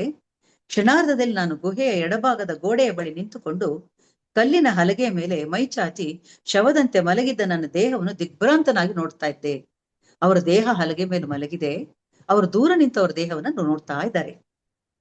ಬಾಬಾಜಿ ಮಾರ್ಗದರ್ಶನದಂತೆ ಆ 3 ಸಂಗಡಿಗರು ಪಟ್ಟಣ ನಿಲ್ಲಿಸಿ ಒಂದು ಕಪ್ಪಗಿನ ಅರ್ಧಗೋಲವನ್ನು ನನ್ನ ಶಿರದ ಬಳಿ ಇರಿಸಿದರು. ಅರ್ಧಗೋಲದೊಳಗಿನಿಂದ 2 ಹೊಂಬಣ್ಣದ ಸರಿಗೆಗಳು ಈಚೆಗೆಳೆದು ನನ್ನ ತಲೆ ಇಕ್ಕೆಲಗಳಿಗೂ ಹೊಂದಿಸಿಟ್ಟರು. ಉಪಕರಣದ ತಲೆಯ ಮೇಲೆ ಒಮ್ಮೆ ಜೋರಾಗಿ ಒತ್ತಿದರು. ನಾನು ನೋಡುತ್ತಿದ್ದಂತೆಯೇ ನನ್ನ ದೇಹ ಸನ್ನಿ ಹಿಡಿದಂತೆ ನಡಗಕ್ಕೆ ಶುರುವಾಯಿತು. ಒಂದು ಗಳಿಗೆ ನೋಡುತ್ತಿದ್ದ ದೃಶ್ಯದಿಂದ ಭೀತಿಗೊಳಗಾಗಿದ್ದರೂ ನಾನು ಸುರಕ್ಷಿತ ದೂರದಲ್ಲಿದ್ದೆ. ಆದ್ರೆ ಇನ್ನೊಂದು ಗಳಿಗೆ ಇಲ್ಲಿ ದೇಹದೊಳಗೆ ಮತ್ತೆ ಸೇರಿಕೊಂಡ ನಾನು ಭಯಾನಕ ನಡುಕಕ್ಕೆ ಈಡಾಗ್ತಾರೆ ಅವರು. ಯಾವಾಗ ದೇಹ ಹೊರಗಿದ್ದಾಗ ಅವ್ರಿಗೆ ಸನ್ನಿ ಹಿಡ್ದಂಗೆ, ಅಂದ್ರೆ ಮೈ ನಡಗಿರುತ್ತೆ. ಆದ್ರೆ ಕ್ಷಣದಲ್ಲಿ ಅವ್ರ ದೇಹಕ್ಕೆ ಅವ್ರು ಬರ್ತಾರೆ, ಅವಾಗ ತುಂಬಾ ನಡುಕ ಶುರು ಆಗ್ಬಿಡತ್ತೆ ಅವ್ರ ದೇಹಕ್ಕೆ. ನನ್ನ ಬೆನ್ನುಗುರಿ ಸೀಳುವಂತ ನೋವೊಂದು ದಿಗ್ಗನೆದ್ದು ವಿಪರೀತ ಶಾಖ ಉತ್ಪನ್ನವಾಯಿತು. ಅದೆಂತ ಶಾಖವೆಂದರೆ ನನ್ನ ಸಂಪೂರ್ಣ ಶರೀರಕ್ಕೆ, ವಿಶೇಷವಾಗಿ ತಲೆಗೆ ಬೆಂಕಿ ಕೊಟ್ಟಂತಿತ್ತು. ಇದು ನನ್ನ ಅಂತ್ಯ, ಇದರಿಂದ ಹೊರಬರಲಾರೆ ಅಂತ ಅನ್ಕೊಂಡ್ಬಿಡ್ತಾರೆ ಅವರು. ಅಷ್ಟು ನೋವು, ಅಷ್ಟು ರೀತಿಯಲ್ಲಿ ಆಗತ್ತವರಿಗೆ. ಆದರೆ ಕ್ಷಣ ಮಾತ್ರದಲ್ಲಿ ಗರ್ಜನೆಯೊಂದು ಸ್ವಾಂತನಗೊಳಿಸುವ ಗುನುಗಾಗಿ ಮಾರ್ಪಟ್ಟು ನನ್ನ ಪ್ರಜ್ಞೆಯನ್ನು ಹೊಕ್ಕಿತು. ಅಂದ್ರೆ ಪ್ರಜ್ಞೆಗೆ ಬಂತು ನೋಡಿ. ಜಿಮ್ ರೀವ್ಸ್ ನಂತ ದನಿಯೊಂದು ದೀರ್ಘವಾಗಿ ಓಂಕಾರವನ್ನು ಪಠಿಸುತ್ತಿರುವಂತೆ ಕೇಳಿಸ್ತು. ಮೈ ನಡುಕ ನಿಂತು ಆ ಉರಿ ಶಾಖ ಇಳಿಯಿತು. ಚಳಿಗಾಲದ ರಾತ್ರಿಯದು ಅಗ್ಗಿಷ್ಟಿಕೆಯ ಬೆಚ್ಚಗಿನ ಕಾವಿನಂತೆ ಹಿತವಾದ ಪ್ರಭೆಯೊಂದು ನನ್ನ ದೇಹ ಆತ್ಮಗಳನ್ನು ತುಂಬಿಕೊಂಡಿತು. ತಲೆಯ ತುತ್ತ ತುದಿಯಿಂದ ಸವಿಯಾದ ಜೀವ ಜಲವೊಂದು ಬೆನ್ನೆಲುಬಿನ ಮೂಲಕ ಕೆಳಗಿಳಿದಂತಾಗಿ ಪರಮಾನಂದದ ಉನ್ಮಾದ ಸ್ಥಿತಿಯನ್ನು ನಖಶಿಕಾಂತ ಅನುಭವಿಸಿದೆ. ಅವ್ರ ನೋವೆಲ್ಲ ಹೊರಟೋಗುತ್ತೆ. ನಾವು ಹೇಳ್ತೀವಲ್ವಾ, ಯಾವ್ದಾದ್ರು ಒಬ್ಬ ಮರಣ ಹೊಂದುತ್ತಾನೆ ಅಂತಂದ್ರೆ ತಲೆಯ ನೆತ್ತಿಯಿಂದ ಆ ಒಂದು ದ್ರವ ಬರುತ್ತೆ ಅಂತ, ಆ ರೀತಿಯ ಒಂದು ಅನುಭವನ ಇವರು ಅನುಭವಿಸ್ತಾರೆ. ಕಣ್ತೆರೆದು ಸುತ್ತ ನೋಡಿದೆ. ಎಲ್ಲವೂ ಹೊಸತಾಗಿ ಚೈತನ್ಯ ಪುಟಿಯುತ್ತಿರುವಂತೆ ಕಂಡಿತು. ಸ್ವತಃ ನಾನೇ ಒಬ್ಬ ಹೊಸ ಮನುಷ್ಯನಾಗಿದ್ದೆ. ಕ್ಷಯಿಸಿ ಹೋಗಿರುವ ಹಳೆಯದರ ಪುನರುತ್ಥಾನದಂತಿತ್ತು. ಅಂದ್ರೆ ನನ್ನ ಹಳೆ ದೇಹ ಹೋಗಿತ್ತು ಅನ್ನೋ ಒಂದು ಅನುಭವವನ್ನು ಇವರು ಅನುಭವಿಸ್ತಾರೆ. ನಾನೀಗ ಏಕಾಂಗಿ ಜೀವಿ ಅಲ್ಲ. ತೃಣಕಣದಿಂದ ಹಿಡಿದು ಕ್ಷೀರ ಪಥದವರೆಗೆ ಎಲ್ಲೆಡೆಯೂ ಪ್ರಜ್ಞಾ ಕೇಂದ್ರ ಇರುವುದು ಗೋಚರಿಸ್ತು. ಎಲ್ಲ ಕಾಣಿಸಕ್ ಶುರುವಾಯ್ತು. ಸಂಪೂರ್ಣ ಪ್ರಜ್ಞೆಯೊಂದಿಗೆ ಎಲ್ಲಾ ಸೀಮಾಂತಗಳು ಮುರಿದು ಬಿದ್ದಿದ್ದವು. ಬಾಬಾಜಿ ಕಡೆ ನೋಡಿದಾಗ ನಾನೇ ಅವರು, ನನ್ನೆಡೆಗೆ ನೋಡ್ತಾ ಹೋದ್ರು ಅವರೇ, ಎಲ್ಲ ಒಂದೇ ಅಂತ ಅವ್ರಿಗೆ ಕಾಣಿಸ್ಬಿಡ್ತು. ಆಗ ಬಾಬಾಜಿ ಹೇಳ್ತಾರೆ, ಹೌದು, ನೀನೀಗ ಮರುಜನ್ಮ ಪಡೆದಿದ್ಯಾ, ದ್ವಿಜ ನೀನು ಅಂತ ಅವ್ರು ಹೇಳ್ತಾರೆ. ಇದೇ ದ್ವಿಜ ಅಂತ ಹೇಳಿದ್ರೆ ಅಂತ ಹೇಳ್ತಾರೆ. ಈ ನವಜಾತ ಶಿಶುವಿನಂತೆ ತೆವಳಿ ಕುಳಿತು ತಡವರಿಸಿ ನಡೆಯಬೇಕು. ಕೆಲಕಾಲ ಸಂಪೂರ್ಣ ಬೆಳೆದ ವಯಸ್ಕನಂತೆ ಸಮಾಧಾನದ ಆತ್ಮವಿಶ್ವಾಸದ ನಡೆಗೆ ಅಭ್ಯಾಸವಾಗುವವರೆಗೆ ಒಳಿತಾಗ್ಲಿ ನಿನಗೆ. ತನ್ನ ಹಿಂದಿನ ಶಿಷ್ಯ ಮಧುವನ್ನು ಸದ್ಯದಲ್ಲೇ ಋಷಿಕೇಶದಲ್ಲಿ ಕಾಣುವುದಾಗಿ ಶ್ರೀ ಗುರು ಬಾಬಾಜಿ ಮಾತು ಕೊಟ್ಟಿದ್ದಾರೆ. ಈಗ ನಮ್ಮ ಗುಹೆಗೆ ಹಿಂದಿರುಗೋಣ, ಮತ್ತೊಮ್ಮೆ ಕಣ್ಮುಚ್ಚಿ ಪದ್ಮಾಸದಲ್ಲಿ ಕುಳಿತುಕೋ ಅಂತ ಹೇಳ್ತಾರೆ. ಅಂದ್ರೆ ಅವರು ಆ ಮಗುವಿನ ಸ್ತರದಲ್ಲೇ ಮೇಲೆ ಬರ್ತಾ ಅವರೀಗ ಸರಿಯಾದ ಒಂದು ಸ್ಥಿತಿಗೆ ಬರ್ತಾರೆ ಶ್ರೀ ಎಂ ಅವರು. ಆಮೇಲೆ ಅವ್ರನ್ನ ಪದ್ಮಾಸದಲ್ಲಿ ಕೂತ್ಕೊ ಅಂತ ಹೇಳಿ ಅದೇ ತರ ಅವರಿಗೆ ಕಣ್ಣು ಮುಚ್ಚಿ ಹಾಗೆ ಕರ್ಕೊಂಡು ಬಂದು ಬಾಬಾಜಿ ಕಣ್ ಬಿಡ್ಲಿಕ್ಕೆ ಹೇಳ್ತಾರೆ. ಅವರ ಗುಹೆಗೆ ಅವ್ರು ವಾಪಸ್ ಬಂದಿರ್ತಾರೆ. ಈ ಸಂಚಾರ ಕ್ರಮವನ್ನು ಮುಂದೆ ನಿನ್ನ ಆಯುಷ್ಯದ ಅಲ್ಲದೆ ಅದು ಒಂದು ನಿಗದಿತ ಉದ್ದೇಶಕ್ಕಲ್ಲದೆ ಮತ್ತೆಂದು ಬಳಸಲಾಗದು. ಈಗ ನೀನ್ ಏನೇನು ಪ್ರಜ್ಞೆಯಲ್ಲಿ ಕಲ್ತಿದ್ಯಾ ಅದನ್ನ ನಿನ್ನ ಜೀವನದ ಕೊನೆಯ ಹಂತದಲ್ಲಿ, ಅಂದ್ರೆ ಮರಣ ಹೊಂದುವಾಗ ಯೋಗಿಗಳು ನೆತ್ತಿಯ ಮೂಲಕ ಹೋಗ್ತಾರೆ ಅಂತ ನಾವು ಕೇಳಿದೀವಲ್ವಾ, ಅದನ್ನ ನೀನು ಮರಣ ಕಾಲದಲ್ಲಿ ಮಾತ್ರ ನೀನು ಅದನ್ನ ಬಳಸ್ಬೇಕು. ಅದಕ್ ಮುಂಚೆ ನೀನು ಅದನ್ನು ಉಪಯೋಗಿಸ್ಬಾರ್ದು, ಮತ್ತೆಂದನ್ನು ಬಳಸಬಾರ್ದು ನೀನು. ಈಗ ಲಾಲಾಜಿಯ ಬಳಿ ಹೋಗಿ ನಿನಗಾಗಿ ಸ್ವಲ್ಪ ಆಹಾರ ಕಳಿಸಲು ಹೇಳಿ ಬಾ, ಹೋಗು, ಅಷ್ಟರಲ್ಲಿ ನಾನು ಧ್ವನಿ ಹಚ್ತೀನಿ ಅಂತ ಅವ್ರು ಹೇಳ್ತಾರೆ. ಸಾಕಷ್ಟು ವಿಷಯಗಳನ್ನ ಬಾಬಾಜಿ ಹೇಳ್ತಾ ಹೋಗ್ತಾರೆ. ತುಂಬಾ ವಿಷಯಗಳನ್ನ ಅವರಿಗೆ ಅರಿವು ಕೊಡ್ಲಿಕ್ಕಾಗಿ ಸಾಕಷ್ಟು ವಿಷಯಗಳನ್ನ ಹೇಳ್ತಾ ಹೋಗ್ತಾರೆ. ಬಾಬಾಜಿ ಒಪ್ಪಿಗೆ ನೀಡಿದಾಗಲೆಲ್ಲ ನನಗೆ ಪ್ರಿಯವಾದ ಅವರ ಕಾಲೊತ್ತುವ ಕೆಲಸ ಮಾಡ್ತಿದ್ದೆ ನಾನು. ಇವ್ರಿಗೆ ತುಂಬಾ ಖುಷಿ ಆಗೋದು ಅವ್ರ ಕಾಲನ್ನು ಒತ್ತಕ್ಕೆ. ಯಾಕೆಂದ್ರೆ ಎಂತ ಮಹಾನ್ರಿ ಇವರು, ನನಗೆ ಎಂತ ಗುರು ಸಿಕ್ಕಿದ್ದಾರೆ ಅಂತ ಹೇಳಿ ಅವರು ಪುರ್ಸು ಸಿಕ್ಕಿದಾಗೆಲ್ಲ ಅವ್ರ ಕಾಲು ಒತ್ತೋದಂದ್ರೆ ಬಹಳ ಇಷ್ಟ ಆಗೋದು. ಒಂದು ದಿವಸ ಹೀಗೆ ಗುಹೆಯಲ್ಲಿ ಕೂತಿರ್ಬೇಕಾದ್ರೆ ಅವ್ರ ಕಾಲು ಒತ್ತುತ್ತಾ ಇರ್ತಾರೆ. ಮಧ್ಯರಾತ್ರಿ ಹೊತ್ತಾಗಿರುತ್ತೆ.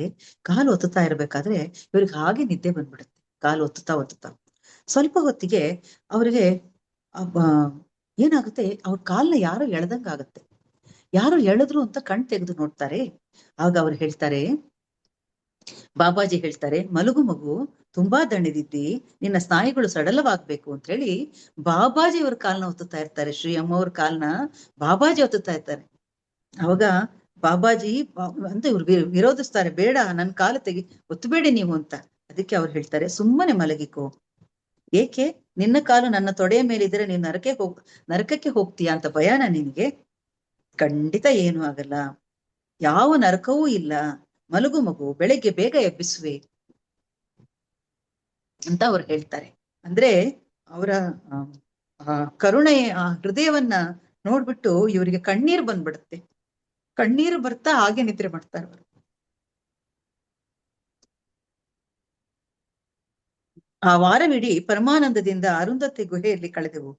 ತೆರೆದ ಕಣ್ಣುಗಳಿಂದಲೇ ಧ್ಯಾನ ಮಾಡುವ ತಂತ್ರವನ್ನು ವಿವರಿಸಿದರು ಬಾಬಾಜಿ.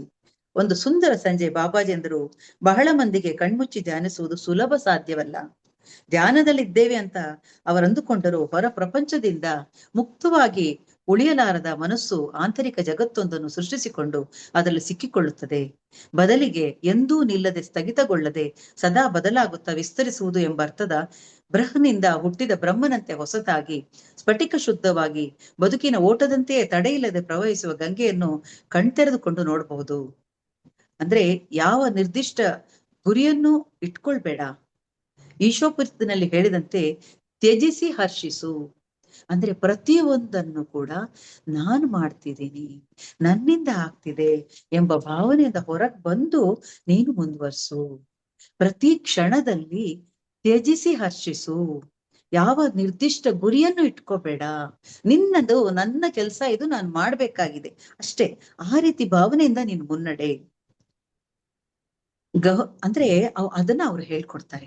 ಅರುಂಧತಿ ಗುಹೆಯಲ್ಲಿ ನಡೆದ ಇನ್ನೊಂದು ಅಪರೂಪ ಘಟನೆಯನ್ನು ಅವ್ರು ಹೇಳ್ಬೇಕು ಅಂತ ಹೇಳ್ತಾರೆ. ದೋಸೆ ಪ್ರಕರಣ ಅಂತ ಹೇಳ್ತಾರೆ ಅವರು. ಏನಂದ್ರೆ ಅವ್ರಿಗೆ ಕ್ರಿಯಾಯೋಗ ಮಾಡ್ತಾ ಕೂತ್ಕೊಳ್ಳಕ್ ಹೇಳ್ತಾರೆ. ಅವರು ಕೂತಿರ್ತಾರೆ, ಆಜ್ಞಾ ಚಕ್ರದ ಮೇಲೆ ಗಮನ ಇಡು ಅಂತ ಹೇಳಿರ್ತಾರೆ. ಗಮನ ಇಟ್ಕೊಂಡಿರ್ತಾರೆ. ಅವಾಗ ಬಾಬಾಜಿ ಕೇಳ್ತಾರೆ, ಏನು ನೀನು ಆಜ್ಞಾ ಚಕ್ರದ ಮೇಲೆ ಗಮನ ಇಟ್ಟಿದ್ಯಾ? ಹೌದು ಅಂತ ಹೇಳ್ತಾರೆ. ಖಂಡಿತ ಇಲ್ಲ, ನಿನ್ಗೆ ದೋಸೆ ಮೇಲೆ ಗಮನ ಇದೆ ಅಂತ ಹೇಳ್ತಾರೆ. ಇವ್ರಿಗೆ ಗೊತ್ತು, ಬಾಬಾಜಿಗೆ ಎಲ್ಲ ಇವ್ರ ಮನ್ಸು ಅರ್ಥ ಆಗತ್ತೆ ಅಂತ. ಆಗ ಅವ್ರು ಹೇಳ್ತಾರೆ, ಕ್ಷಮಿಸಿ ಗುರು ಬಾಬಾಜಿ, ಯಾಕೆ ಅಂತ ನನಗೆ ಗೊತ್ತಾಗ್ತಾ ಇಲ್ಲ ಅಂತ. ಆಗ ಇವ್ರು ಹೇಳ್ತಾರೆ, ನೀನ್ ಯೋಚನೆ ಮಾಡ್ಬೇಡ, ಮರುದಿನ ಹೊಟ್ಟೆ ತುಂಬಾ ನೀನ್ ತಿನ್ನುವಂತೆ. ಆದ್ರೆ ನೀನ್ ಏನ್ ಮಾಡ್ಬೇಕು ಇವಾಗ, ನಿನಗೆ ದೋಸೆ ಕಾಣಿಸ್ತಿದೆ ಅಲ್ವಾ, ಅದ್ರ ಬದಲು ನೀ ಏನ್ ಮಾಡ್ಬೇಕು, ಬೇಕೆಂಬಷ್ಟು ಮಸಾಲ ದೋಸೆ ತಿನ್ನಲಿದ್ದೇನೆ ಎಂಬ ಯೋಚನೆ ಮಾತ್ರದಿಂದಲೇ ಕ್ರಿಯಾ ಅಭ್ಯಾಸ ತೊಡಕಾಗದೆ ನಡೆಯತ್ತೆ. ಅದನ್ನ ಮುಂದುವರ್ಸು. ಆಜ್ಞಾ ಚಕ್ರದಲ್ಲಿ ಗಮನ ಕೊಡು. ನಾನ್ ನಾಳೆ ತುಂಬಾ ದೋಸೆ ತಿಂತೀನಿ, ನಂಗೆ ಸಮಾಧಾನ ಆಗತ್ತೆ. ಅಂದ್ರೆ ಇದೆಲ್ಲ ಕೂಡ ನಮಿಗೂ ಕೂಡ ಪಾಠ.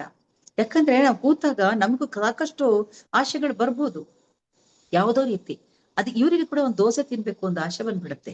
ಆಗ ಅವ್ರು ಹೇಳ್ತಾರೆ, ನಾನ್ ಇವಾಗ ಆ ದೋಸೆ ತಿಂತೀನಿ, ನಾಳೆ ತುಂಬಾ ತಿಂತಾ ಇದ್ದೀನಿ ಅಂತ ಒಂದು ಅನ್ಕೊಂಡು ನೀನ್ ಕೂತ್ಕೋ ಅಂತ. ಹಾಗ ಅಂದ್ಕೊಂಡ ನಂತರ ಕ್ರಿಯಾ ಅಭ್ಯಾಸಕ್ಕೆ ಯಾವ ತೊಡಕು ಆಗ್ಲಿಲ್ಲ.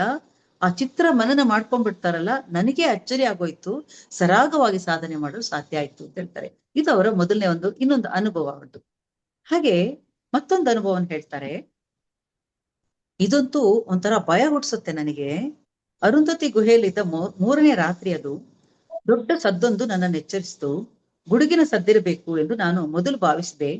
ಕಣ್ಬಿಟ್ಟು ನೋಡಿದ್ರೆ ಬಾಬಾಜಿ ನನಗೆ ಬೆನ್ನು ಹಾಕಿ ತಮ್ಮ ಎಂದಿನ ಭಂಗಿಯಲ್ಲಿ ದುನಿಯ ಬೆಳಕಿನಲ್ಲಿ ನೆರಳಿನಂತೆ ಕುಳಿತಿದ್ದಾರೆ. ಅವ್ರು ಯಾವತ್ತೂ ಮಲಗೋದೇ ಇಲ್ಲ, ಆ ದುನಿ ಎದುರು ಕೂತಿರ್ತಾರೆ. ಕೂತಿರ್ಬೇಕಾದ್ರೆ ಆ ಪೌರ್ಣಿಮಾ ಚಂದ್ರ ತರ ಈ ಆಕಾಶದಿಂದ ಮೋಡಗಳನ್ನ ಹೊಡೆದು ಹೊರಗೆ ಬಂದಂತೆ ಒಂದು ಬೆಂಕಿ ಚೆಂಡು ಹೊರಗೆ ಬರುತ್ತೆ. ಅದರಿಂದ ಗುಡುಗಿನಂತ ಶಬ್ದ ಜೋರಾಗ್ಬಿಟ್ಟು ಗುಹೆ ಸಿಡಿಲಿನಿಂದ ಶಬ್ದ ಮಾಡುತ್ತಾ ಸೀದಾ ಧ್ವನಿ ಬಳಿಗೆ ಬಂದು ಕುತ್ಕೊಂಡ್ಬಿಡುತ್ತೆ. ಇವ್ರು ನೋಡ್ತಾ ಇದ್ದಾಗೆ ಇವ್ರು ಭಯಭೀತರಾಗ್ತಾರೆ. ಆದ್ರೆ ಬಾಬಾಜಿ ವಿಚಲಿತರಾಗದೆ ಕೂತಿದ್ರು. ಆಮೇಲೆ ಇವ್ರಿಗೆ ಮಾತಾಡಕ್ಕೂ ಆಗೋದಿಲ್ಲ, ಭಯ ಆಗತ್ತೆ ಅವರಿಗೆ. ನೋಡ್ತಾರೆ, ಇವರ ಭಯದಿಂದ ಮೈ ನಡಗ್ತಾ ಇರುತ್ತೆ. ಅಲ್ಲಿ ನೋಡಿದ್ರೆ ಇವ್ರು ಮೂಕ ವಿಸ್ಮಿತರಾಗ್ಬಿಡ್ತಾರೆ. ಅಂದ್ರೆ ವಿಚಿತ್ರ ದೃಶ್ಯ ಒಂದ್ ಕಾಣಿಸುತ್ತೆ. ಏನಂದ್ರೆ ಸಿಡಿಲು ಬಡದಂತ ಸದ್ದು ನಿಂತು ಅಲ್ಲಿ ನೀರವ ನಿಶಬ್ದ ನೆಲೆಸಿತ್ತು. ಅಂದಾಜು 2 ಅಡಿ ವ್ಯಾಸವಿದ್ದ ಆ ಬೆಂಕಿ ಚೆಂಡು ಉದ್ದಕ್ಕೆ ಇಬ್ಬಾಗವಾಗಿ ತೆರೆದುಕೊಂಡಿತು. ಮೈನವಿರೇಳಿಸುವಂತೆ ಅದರಿಂದ ನಾಗರ ಹೆಡೆಯುಳ್ಳ ದೊಡ್ಡ ಸರ್ಪದ ಆಕೃತಿ ಹೊರಬಂತು. ಗಾಜಿನಂತೆ ಪಾರದರ್ಶಕವಾಗಿ ತೋರುತ್ತಿದ್ದ ಅದರ ಮೈಯೊಳಗೆ ದೀಪ ಹಚ್ಚಿಟ್ಟಂತೆ ಒಂದು ಬಗೆಯ ಅತಿ ನೇರಳೆ ಹೊಳೆಯುವ ಕಡು ನೀಲಿ ಬಣ್ಣಗಳು ಪ್ರತಿಫಲಿಸುತ್ತಿದ್ದವು. ಸರ್ಪದಂತಿದ್ದ ಸಣ್ಣಗೆ ಬುಸುಗುಟ್ಟುತ್ತಿದ್ದ ಅದರ ಕಣ್ಣುಗಳು ಹೊಳೆಯುತ್ತಿದ್ದವು. ತಲೆಬಾಗಿ ಅದು ತನ್ನ ಹೆಡೆಯಿಂದ ಬಾಬಾಜಿ ಪಾದ ಮುಟ್ಟಿತು. ಆ ಕ್ಷಣದಲ್ಲಿ ನನ್ನ ಭಯವು ಮಾಯ ಆಗೋಯ್ತು. ಯಾವಾಗ ಬಾಬಾಜಿ ಪಾದವನ್ನ ಅದು ಮುಟ್ಟಿತಲ್ಲ, ಇವ್ರ ಭಯ ಹೊರಟೋಯ್ತು. ಆಗ ಅದು ಬುಸು ಬುಸು ಗುಡುತ್ತೆ. ಬಾಬಾಜಿ ಕೂಡ ಬುಸು ಬುಸು ಗುಡ್ತಾನೆ ಮಾತಾಡ್ತಾರೆ ಅದರ ಹತ್ರ. ಅಂದ್ರೆ ಅವ್ರಿಗೆ ಯಾರಿಗೆ ಏನ್ ಬೇಕು ಆ ಸಂವಹನ ಅವ್ರು ಮಾಡ್ತಾ ಇರ್ತಾರೆ. ಹಾಗೆ ಮಾಡ್ತಾ ಇರ್ತಾರೆ. ಆವಾಗ ಇವ್ರು ಕರೀತಾರೆ, ಮಧು ಮುಂದೆ ಬಾ ಅಂತ ಕರೀತಾರೆ. ಅವ್ರು ಬಂದು ಕೂತ್ಕೊಳ್ತಾರೆ. ಆಗ ಇವ್ರಿಗೆ ಭಯ ಇರಲ್ಲ. ಅವ್ರಿಗೆ ಸರ್ಪಲೋಕದಿಂದ ಬಂದಂತಹ ನಾಗರಾಜ ನಮಸ್ಕರಿಸು ಅವರಿಗೆ ಅಂತ ಹೇಳ್ತಾರೆ. ಆಮೇಲೆ ಆ ನಾಗರಾಜ ಇವರಿಗೆ ಅವರ ತಲೆನ ಅದರ ಇದರಿಂದ ಮುಟ್ಟಿ ಆಶೀರ್ವಾದ ಮಾಡುತ್ತೆ. ಇದಾದ್ಮೇಲೆ ಮತ್ತೆ ವಾಪಸ್ ಅದು ಗೋಲದೊಳಗೆ ಹೋಗಿ ಚೆಂಡಿನಂತೆ ವಾಪಸ್ ಹೊರಟೋಗುತ್ತೆ. ಬಾಬಾಜಿ ಏನಿದೆಲ್ಲ ನನಗೆ ವಿವರಿಸಲೇಬೇಕು ನೀವು ಅಂತ ಕೇಳ್ತಾನೆ. ಆವಾಗ ಹೇಳ್ತಾರೆ, ಹೌದು, ನೀನೆನ್ನುವುದು ಸರಿ. ನಿನ್ನ ಈ ಅನುಭವವನ್ನು ಬಹಳ ಮಂದಿ ನಂಬಲಾರರು. ಆದರೆ ನಿನ್ನ ಆತ್ಮಕತೆ ಬರೆಯುವಾಗ ಇದನ್ನು ನೀನು ಹಂಚಿಕೊಳ್ಳಲೇಬೇಕು. ಯಾರು ನಂಬುತ್ತಾರೆ ಬಿಡುತ್ತಾರೆ ಎಂಬುದು ಮುಖ್ಯವಲ್ಲ. ಆದರೆ ವಿವರಿಸುತ್ತೇನೆ ಕೇಳು. ಅನೇಕ ಸಲ ಸತ್ಯವೆಂಬುದು ಕಾಲ್ಪನಿಕ ಕಥೆಗಿಂತ ವಿಚಿತ್ರವಾಗಿರುತ್ತದೆ. ಗ್ರಹಗಳಲ್ಲಿ ಒಂದು ಸರ್ಪಲೋಕ, ಅದರಲ್ಲಿರುವುದು ಅತ್ಯಂತ ಜಾಗೃತ ಹಿಡಿಯಲು ನಾಗಗಳು. ನಾಗ ದೇವತೆಗಳು ಅವು. ನೀನು ನೋಡಿದ್ದು ಆ ಸ್ತರದ ಸಹ ಮುಖ್ಯಸ್ಥ ನಾಗರಾಜನನ್ನ. ನಾಗಗಳ ಪರಮೋಚ್ಚ ಮುಖ್ಯಸ್ಥ. ನಮ್ಮ ಪ್ರಾಚೀನ ಗ್ರಂಥಗಳಲ್ಲಿ ಅನಂತ ಎಂದು ಕರೆಯುವರೆಲ್ಲ ಆ 5 ಅಡಿಯ ಸುವರ್ಣ ವರ್ಣದ ನಾಗ ಅದು ಅಂತ ಹೇಳ್ತಾರೆ. ಸಾವಿರಾರು ವರ್ಷಗಳ ಹಿಂದೆನೆ ಮನುಜ ಕುಲ ಇನ್ನೂ ಭೌತಿಕ ವಿಕಸನ ಹಾದಿ ಇಲ್ಲದೆ ಇರ್ಬೇಕಾದ್ರೆ ಲೋಕದೊಂದಿಗೆ ನಮ್ಮ ಮನುಷ್ಯರಿಗೆ ಸಂಪರ್ಕ ಇತ್ತಂತೆ. ವಿಕಸಿತ ನಾಗಗಳು ಅವರಿಗೆ ಭೇಟಿ ಕೊಡೋದು, ಅವ್ರಿಗೆ ಏನ್ ಬೇಕು ಆ ಸಹಾಯಗಳನ್ನೆಲ್ಲ ಮಾಡ್ತಾ ಇತ್ತಂತೆ. ಕುಂಡಲಿನಿ ಶಕ್ತಿಯ ರಹಸ್ಯವನ್ನು ತಿಳಿಸಿದ್ದು ಅವರೇ.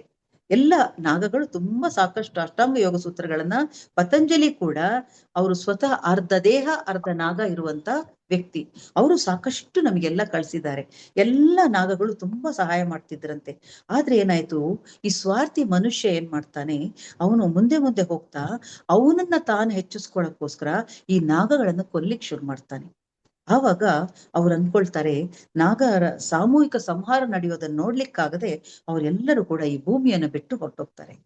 ಹಾಗೆ ಹೋದಾಗ ಎಲ್ಲರೂ ಅಂದ್ರೆ ಬೇರೆ ಎಲ್ಲ ಸರ್ಪಗಳನ್ನ ಕೂಡ ಅನಂತನಾಗ ಎಲ್ಲರನ್ನು ಕರ್ಕೊಂಡು ಹೊರಟೋಗ್ತಾರೆ. ಅಲ್ಲಿ ಒಂದು ಸರ್ಪಲೋಕಕ್ಕೆ ಅಲ್ಲಿ ಹೊರಟೋಗ್ತಾರೆ ಅವರು. ಇಂದು ಪ್ರಪಂಚದಲ್ಲಿರುವ ಸರ್ಪಗಳು ಅವತ್ತು ಇಲ್ಲಿ ಉಳಿದುಕೊಂಡ ನಾಗಗಳ ಸಂತತಿ. ಅನೇಕ ವರ್ಷಗಳ ಅಂದ್ರೆ ಕೆಲವರು ಅನಾರೋಗ್ಯದಿಂದ ಕೂಡಿದ ವೃದ್ಧ, ಉದ್ದಟ, ಬಂಡುಕೋರ ನಾಗಗಳು ಮಾತ್ರ ಈಗ ಇಲ್ಲಿ ಉಳಿದಿದ್ದಾವೆ. ಮತ್ತೆಲ್ಲ ಉನ್ನತವಾದ ನಾಗಗಳೆಲ್ಲ ಅದರ ಲೋಕಕ್ಕೆ ಹೊರಟೋಯ್ತು ಅಂತ ಅವ್ರು ಹೇಳ್ತಾರೆ. ಅವು ಪೂರ್ವ ಜನ್ಮಗಳ ಗುಣಗಳನ್ನೇ ಕಳ್ಕೊಂಡ್ಬಿಟ್ಟಿದ್ದಾವೆ ಅವು. ಆದ್ರೆ ಮಾನವ ಕುಲದ ಅತ್ಯಂತ ವಿಕಸಿತ ಜೀವಿಗಳೊಂದಿಗೆ ಸಂಪರ್ಕದ ಹಾದಿಯನ್ನು ಸರ್ಪಲೋಕ ಇನ್ನೂ ತೆರೆದಿಟ್ಕೊಂಡಿದೆ. ಶಿರಡಿಯ ಸಂತ ಸಾಯಿನಾಥರು ಅಲ್ಲಿಗೆ ಹೋಗ್ಬರ್ತಾ ಇರ್ತಾರೆ ಅಂತ ಕೂಡ ಅವ್ರು ಹೇಳ್ತಾರೆ. ಅಂದ್ರೆ ಅವ್ರೇನ್ ಹೇಳ್ತಾರೆ, ಅಂದ್ರೆ ಅವರು ಪ್ರಸ್ತಾಪಿತ ಇನ್ನೊಂದು ಲೋಕ ಅದೇ ಸರ್ಪಲೋಕ. ಆಗಿನ ವಿವಾದ ಪೂರ್ತಿಯಾಗಿ ಬಗೆಹರಿದೆ, ಈಗ ಮತ್ತೆ ತಲೆ ಎತ್ತಿದೆ. ಇಲ್ಲಿಗೆ ಬಂದಿದ್ದ ನಾಗರಾಜ ಶ್ರೀ ಗುರುವಿನ ಸಹಾಯ ಕೋರಿದ್ದ. ಅಂದ್ರೆ ಬಾಬಾಜಿ ಎಷ್ಟು ಜನರಿಗೆ ಸಹಾಯ ಮಾಡ್ತಾರೆ ಅಂತೆಲ್ಲ ಇದರಿಂದ ನಮ್ಗೆ ಅರ್ಥ ಆಗತ್ತೆ. ಅಂದ್ರೆ ಮತ್ತೆ ಹೇಳುತ್ತಿದ್ದೇನೆ, ಸತ್ಯ ಎಂಬುದು ಕಲ್ಪನೆಗಿಂತ ವಿಚಿತ್ರವಾಗಿರ್ತದೆ. ಕಥೆಗಳು ಜನರ ಕಲ್ಪನೆಯನ್ನು ಉದ್ದೀಪಿಸುತ್ತದೆ, ನಿಜ ಅಂತ ಅವ್ರು ಹೇಳ್ತಾರೆ. ಪ್ರಾಯಶಃ ಕೆಲವರಾದರೂ ಪೂರ್ವಗ್ರಹ ಪೀಡಿತರಲ್ಲದ ವಿಜ್ಞಾನಿಗಳು ನಿನ್ನ ಕತೆಗೆ ಗಮನ ಕೊಡಬಹುದು. ಇದರಿಂದಾಚೆಗೆ ಸಿದ್ಧ ತೀರ್ಮಾನಗಳಿಂದ ಹೊರಗಿರುವ ಯಾವುದನ್ನೇ ಆದರೂ ಅವೈಜ್ಞಾನಿಕ ಎಂದು ತಿರಸ್ಕರಿಸುವುದರ ಬಗ್ಗೆ ಯೋಚನೆ ಬೇಡ ಅಂತ ಹೇಳ್ತಾರೆ. ಅಂದ್ರೆ ಇದು ನಮ್ಗೆ ಏನ್ ಅರ್ಥ ಆಗತ್ತೆ ಅಂತ ಹೇಳಿದ್ರೆ, ನಾವು ಸಾಧ್ಯ ಅಸಾಧ್ಯ ಆಗತ್ತೆ ಆಗಲ್ಲ ಅಂತ ಪ್ರಶ್ನೆ ಮಾಡ್ದೇನೆ ಇದನ್ನೆಲ್ಲ ನಾವು ಕೇಳ್ಬೇಕಾಗತ್ತೆ. ಯಾಕೆಂದ್ರೆ ನಾವು ಬಾಹ್ಯವಾಗಿ ನಮ್ಮ ಬೆಳವಣಿಗೆ ತುಂಬಾ ಆಗ್ಬೇಕಾಗಿದೆ. ಅವ್ರು ಹೇಳಿದ್ರಲ್ಲ, ತಕ್ಷಣ ಆಗೋದಿಲ್ಲ, ಜನ್ಮ ಜನ್ಮಾಂತರ ಬೇಕಂತ ಹೇಳಿ ಅವರಿಗೆ ಸಾಕಷ್ಟು ಪ್ರಕ್ರಿಯೆಗಳನ್ನ ಅವರ ದೇಹಕ್ಕೆ ಅಳವಡಿಸ್ತಾರೆ. ಪ್ರಜ್ಞೆಯಲ್ಲಿ ಜೀವಿಸುವಂತಹ ಒಂದು ಸ್ಥಿತಿಗೆ ಅವ್ರನ್ನ ತರ್ತಾರೆ. ಅಂದ್ರೆ ಇದು ಅಸಾಧ್ಯವಾದನ್ನ ಸಾಧ್ಯ ಮಾಡುವಂಥದ್ದು. ಹಾಗಾಗಿ ಈ ಸ್ವಾಧ್ಯಾಯದಲ್ಲಿ ಬಾಬಾಜಿ ಮತ್ತು ಅವರ ಶ್ರೀ ಅವರ ಒಂದು ಸಂಪರ್ಕ ಹೇಗಿತ್ತು, ಎಂಥ ಒಳ್ಳೆ ಗುರುವಿನ ಗರಡಿಯಲ್ಲಿ ಅವರಿದ್ರು ಅನ್ನೋದನ್ನ ಈ ಸ್ವಾಧ್ಯಾಯದಲ್ಲಿ ಕೇಳ್ತಾ ಕೇಳ್ತಾ ನಾವು ಕೂಡ ಅನುಭವಿಸ್ಲಿಕ್ಕಾಗತ್ತೆ. ಅವ್ರು ಹೇಗಿದ್ದಿರ್ಬೋದು, ಅವರೊಂದಿಗೆ ನಾವು ಇದ್ವಾ ಅನ್ನೋ ಒಂದು ಭಾವನೆ ಬರುತ್ತೆ. ಹೇಳ್ತಾ ಹೇಳ್ತಾ ಅದನ್ನು ಓದ್ತಾ ನಾನೇ ಅಲ್ಲಿದ್ದ ಒಂದೊಂದು ಅನುಭವ ಅಂದ್ರೆ ಬಹಳ ಖುಷಿಯನ್ನು ಕೊಡ್ತಾ ಇದೆ. ತುಂಬಾ ಆನಂದದ ಸ್ಥಿತಿ ಅಂತ ಹೇಳ್ಬೇಕು ಇದನ್ನ. ಇಲ್ಲಿಗೆ ನನ್ನ ಸ್ವಾಧ್ಯಾಯ ಮುಗಿಸ್ತಾ ಇದ್ದೇನೆ. ಇಲ್ಲಿವರೆಗೂ ನನ್ಗೆ ಮಾತನಾಡಲು ಅವಕಾಶ ಮಾಡಿಕೊಟ್ಟ ಅನಿತಾ ಪಿಂಡಿ ಮೇಡಮ್ ಅವರಿಗೆ ಮತ್ತೆ ಇಲ್ಲಿರುವ ಎಲ್ಲ ಧ್ಯಾನ ಬಂಧುಗಳಿಗೆ ವಂದಿಸ್ತಾ ನನ್ನ ಸ್ವಾಧ್ಯಾಯ ಮುಗಿಸ್ತಾ ಇದ್ದೇನೆ. ತುಂಬ ಹೃದಯ ಧನ್ಯವಾದಗಳು. Thank you, thank you, thank you, thank you.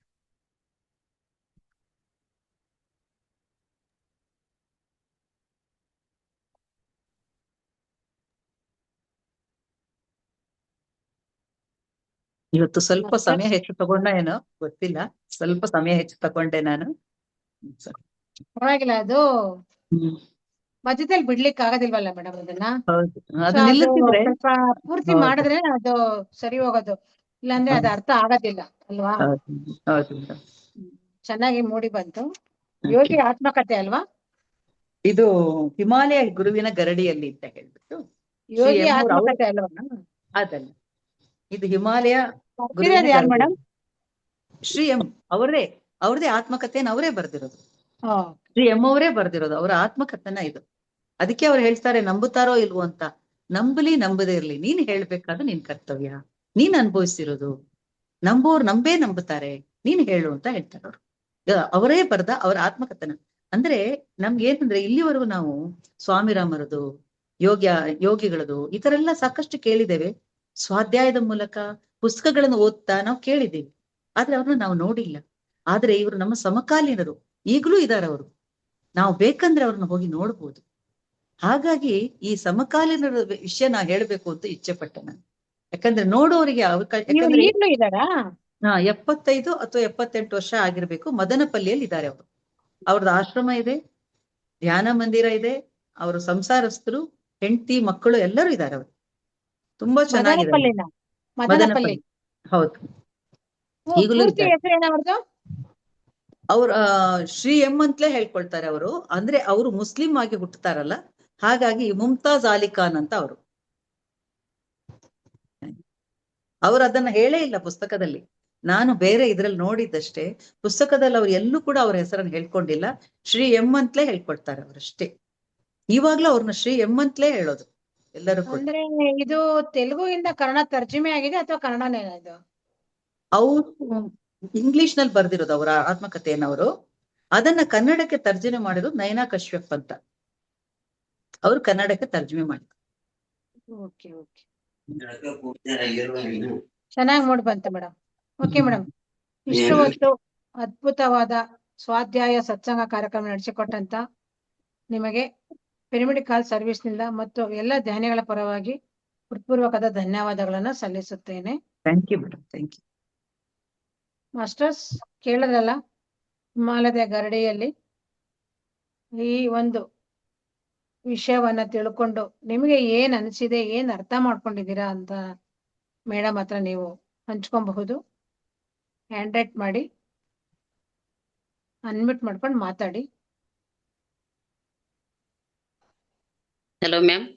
ನಮಸ್ತೆ, ಹೇಳಿ ಮೇಡಮ್. ನಮಸ್ಕಾರ ಮ್ಯಾಮ್. ನಮಸ್ತೆ. ಶ್ರೀ ಎಮ್ಮವರ ಜೀವನ ಚರಿತ್ರೆ ಎಷ್ಟು ದಿನ ಪ್ರತಿದಿನ ಕೇಳಿದ್ರು ಇನ್ನು ಕೇಳ್ಬೇಕು. ಬಾಬಾ ಅವ್ರದ್ದು, ಶ್ರೀ ಎಮ್ಮವರದು ಎಷ್ಟು ಅನ್ಯೋನ್ಯತೆ ಇತ್ತು ಅನ್ನೋದು, ಬಾಬಾ ಅವರ ಶ್ರೀ ಎಮ್ಮನವರ ಕಾಲನ್ನು ಮುಟ್ಟಿ ಈ ಕಾಲು ಒತ್ತಾರ ಅಂದ್ರ ಅದು ಎಷ್ಟು ಅದ್ಭುತವಿದ್ದಿತ್ತು ಮ್ಯಾಮ್. ಅದು ಅಂದ್ರೆ ಇದು ಕತೆ ಜೀವನದ ರಹಸ್ಯ ಇನ್ನು ಕೇಳ್ಬೇಕತ್ತಲ್ಲ, ನಮ್ಗ ಇದು ಟೈಮ್ ಆಗಿದ್ದ ಗೊತ್ತಾಗಿಲ್ಲ ನೋಡಿ ಮ್ಯಾಮ್. ಇದು ಏನಂದ್ರೆ ನಮ್ಮಲ್ಲಿ ನಾವು ಅಳವಡಿಸ್ಕೊಳ್ಳೋದು, ನಮ್ಮ ಮನಸ್ಸು ನಮ್ಮ ಬುದ್ಧಿ ಇದು ಧ್ಯಾನದ ಮುಖಾಂತರ ಬರ್ತತಿ, ಹೊತ್ತು ಬೇರೆ ಎಲ್ಲಿ ಬರಂಗಿಲ್ಲ ಅನ್ನೋದು ಕ್ಲಾಸ್ ತುಂಬಾ ಅದ್ಭುತ ಇತ್ತು ಮ್ಯಾಮ್. ಯಾಕಂದಿ ಇವತ್ತ ನಿಮ್ಗೂ ಟೈಮ್ ಆಗೈತಿ, ಯಾಕ ಮಾತಾಡ್ರಿ ಹಿಂದೆ ಬೇರೆ ಮಾತಾಡೋರಿಗೆ ನಾನು ಅವಕಾಶ ಕೊಡ್ಬೇಕು, ಯಾಕಂದ್ರೆ ಕೇಳಿರ್ತವಲ್ಲ ಎಲ್ಲ ಅಂತ ಸ್ವಲ್ಪ ಪಾಯಿಂಟ್ಸ್ ಅಷ್ಟೇ ಹೇಳಿದೆ ma'am. Thank you ma'am, class ಅದ್ಭುತವಾಗಿತ್ತು ಮ್ಯಾಮ್. ನಿಮ್ PSS ಚಾನೆಲ್ಗೂ, ಅನಿತಾ ಮ್ಯಾಮ್ಗೂ, ನಿಮಗೂ. ಯಾಕಂದ್ರೆ ಈ ಕತಿ ಎಷ್ಟು ಇನ್ನು ಕೇಳ್ಬೇಕಲ್ಲ, ನಮ್ಗ ಇನ್ನು ಕೇಳ್ಬೇಕತ್ತಲ್ಲ, ಮುಗಿತಲ್ಲ ಇದು ಕತಿ ಅನ್ನೋಷ್ಟು ಅದ್ಭುತ ಇತ್ತು ma'am. Thank you ma'am, thank you. Thank you Pushpa madam, thank you. ನಿಮ್ಗೂ ಥ್ಯಾಂಕ್ ಯು ಮ್ಯಾಮ್. ನಮಸ್ತೆ ಮ್ಯಾಮ್. ಮತ್ತೆ ಮಾಸ್ಟರ್ಸ್. ನಮಸ್ತೆ ಮ್ಯಾಮ್. ನಮಸ್ತೆ. ನಮಸ್ತೆ ಮೇಡಮ್.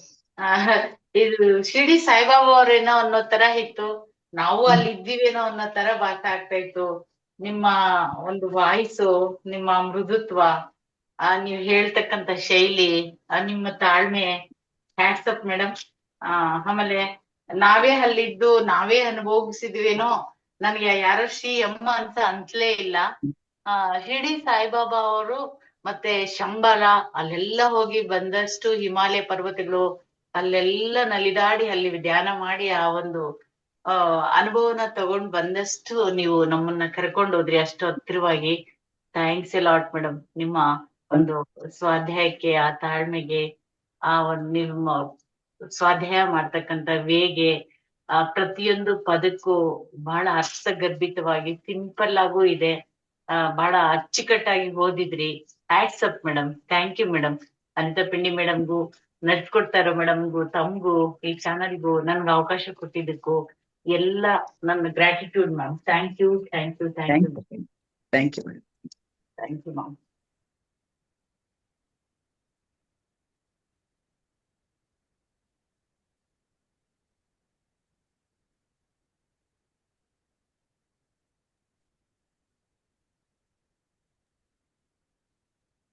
ಶಾಂತಾ ಮೇಡಮ್, ಹೇಳಿ ಮೇಡಮ್. ಆಶ್ರಮದ ಹೆಸರೇನು ಅಂತ ಕೇಳ್ತಾ ಇದ್ದಾರೆ. ಅದೇ ನಾನ್ ನೋಡ್ದೆ, ನಂಗೆ ಈ ಪುಸ್ತಕದಲ್ಲಿ ಇಲ್ಲ, ನಾನು ಆಮೇಲೆ ನೋಡಿ ಇಲ್ವಾ? ಆಶ್ರಮದ ಪುಸ್ತಕದಲ್ಲಿ ಇಲ್ವಾ? ಸತ್ಸಂಗ ಫೌಂಡೇಶನ್, ಕರೆಕ್ಟ್. ಸತ್ಸಂಗ ಫೌಂಡೇಶನ್ ಅನ್ನೋದು ಅವ್ರದ್ದು ಆಶ್ರಮದ ಹೆಸರು. ಅಂದ್ರೆ ಅವರು ಬಾಬಾಜಿಯೇ ಕೊಟ್ಟದ್ದು ಸತ್ಸಂಗ ಅಂತ, ಅದನ್ನೇ ಅವ್ರು ಸತ್ಸಂಗ್ ಫೌಂಡೇಶನ್ ಅಂತ ಹೇಳಿ ಅವರ ಆಶ್ರಮಕ್ಕೆ ಇಟ್ಟಿದ್ದಾರೆ. ಅದರ ಚಿತ್ರಗಳು ಕೂಡ ಇದೆ ಈ ಪುಸ್ತಕದಲ್ಲಿ, ಆ ಆಶ್ರಮದ ಚಿತ್ರ. ಮತ್ತೆ 100 ಮಕ್ಕಳಿಗೆ ಅವ್ರು ಎಲ್ಲಾ ರೀತಿ ಫ್ರೀ ಆಗಿ, ಅಂದ್ರೆ ಬರೀ ಪಾಠ ಕಲಿಸೋದಲ್ಲ, ಎಲ್ಲಾ ರೀತಿ, ಅಂದ್ರೆ ಗುರುಕುಲದಲ್ಲಿ ಹೇಗಿರುತ್ತೆ ನಿಮಗೆ, ನೃತ್ಯ ಇರ್ಬೋದು, ಮರದ ಕೆಲಸ ಇರ್ಬೋದು, ಅಥವಾ ಪ್ರತಿಯೊಂದು ಕೆಲಸವನ್ನ ಕೂಡ 100 ಮಕ್ಕಳಿಗೆ ಅವ್ರು ಕಲ್ಸ್ಕೊಡ್ತಾ ಇದ್ದಾರೆ. ಒಂದು ಆಶ್ರಮ ಇದೆ, ತುಂಬಾ ಚೆನ್ನಾಗಿದೆ. ನಾನು ಅಂದ್ರೆ ಫೋಟೋದಲ್ಲಿ ನೋಡಿರೋದಷ್ಟೇ. ಅದು ಚೆನ್ನಾಗಿದೆ, ಒಳ್ಳೆ ಸಂಸಾರ. ಅಲ್ಲೇ ಇರ್ತಾರ ಮೇಡಮ್? ಎಲ್ಲಾರ ಹೋಗ್ತಾ ಇರ್ತಾರ, ಇಲ್ಲ ಅಲ್ಲಿ ಇರ್ತಾರೆ ಹೋಗ್ತಾ ಯಾವಾಗ? ಇರ್ತಾರೆ, ಸಾಕಷ್ಟು ಕಡೆ ಫಾರಿನ್ ಹೋಗ್ತಾರೆ, ಎಲ್ಲಾ ಕಡೆ ಬರ್ತಾರೆ ಅವರು. ಪದ್ಮಶ್ರೀ ಪದ ಇದನ್ನ ಕೂಡ ಕೊಟ್ಟಿದ್ದಾರೆ, ಪ್ರಶಸ್ತಿ ಕೂಡ ಕೊಟ್ಟಿದ್ದಾರೆ ಅವರಿಗೆ ಅಂತ. ಅದ್ರಲ್ಲಿ ಫೋಟೋ ಇದೆ ಅವ್ರದ್ದು? ಆ ಪುಸ್ತಕದಲ್ಲಿ ಫೋಟೋ ಇದೆಯಾ? ಇದೆ, ತೋರ್ಸಿ ಮೇಡಮ್. ತೋರಿಸ್ತೀನಿ. 2002 ನಲ್ಲಿ ಅವರಿಗೆ ಪ್ರಶಸ್ತಿ ಸಿಕ್ಕಿದೆ, ಪದ್ಮಭೂಷಣ ಪ್ರಶಸ್ತಿ ಸಿಕ್ಕಿದೆ ಅವರಿಗೆ.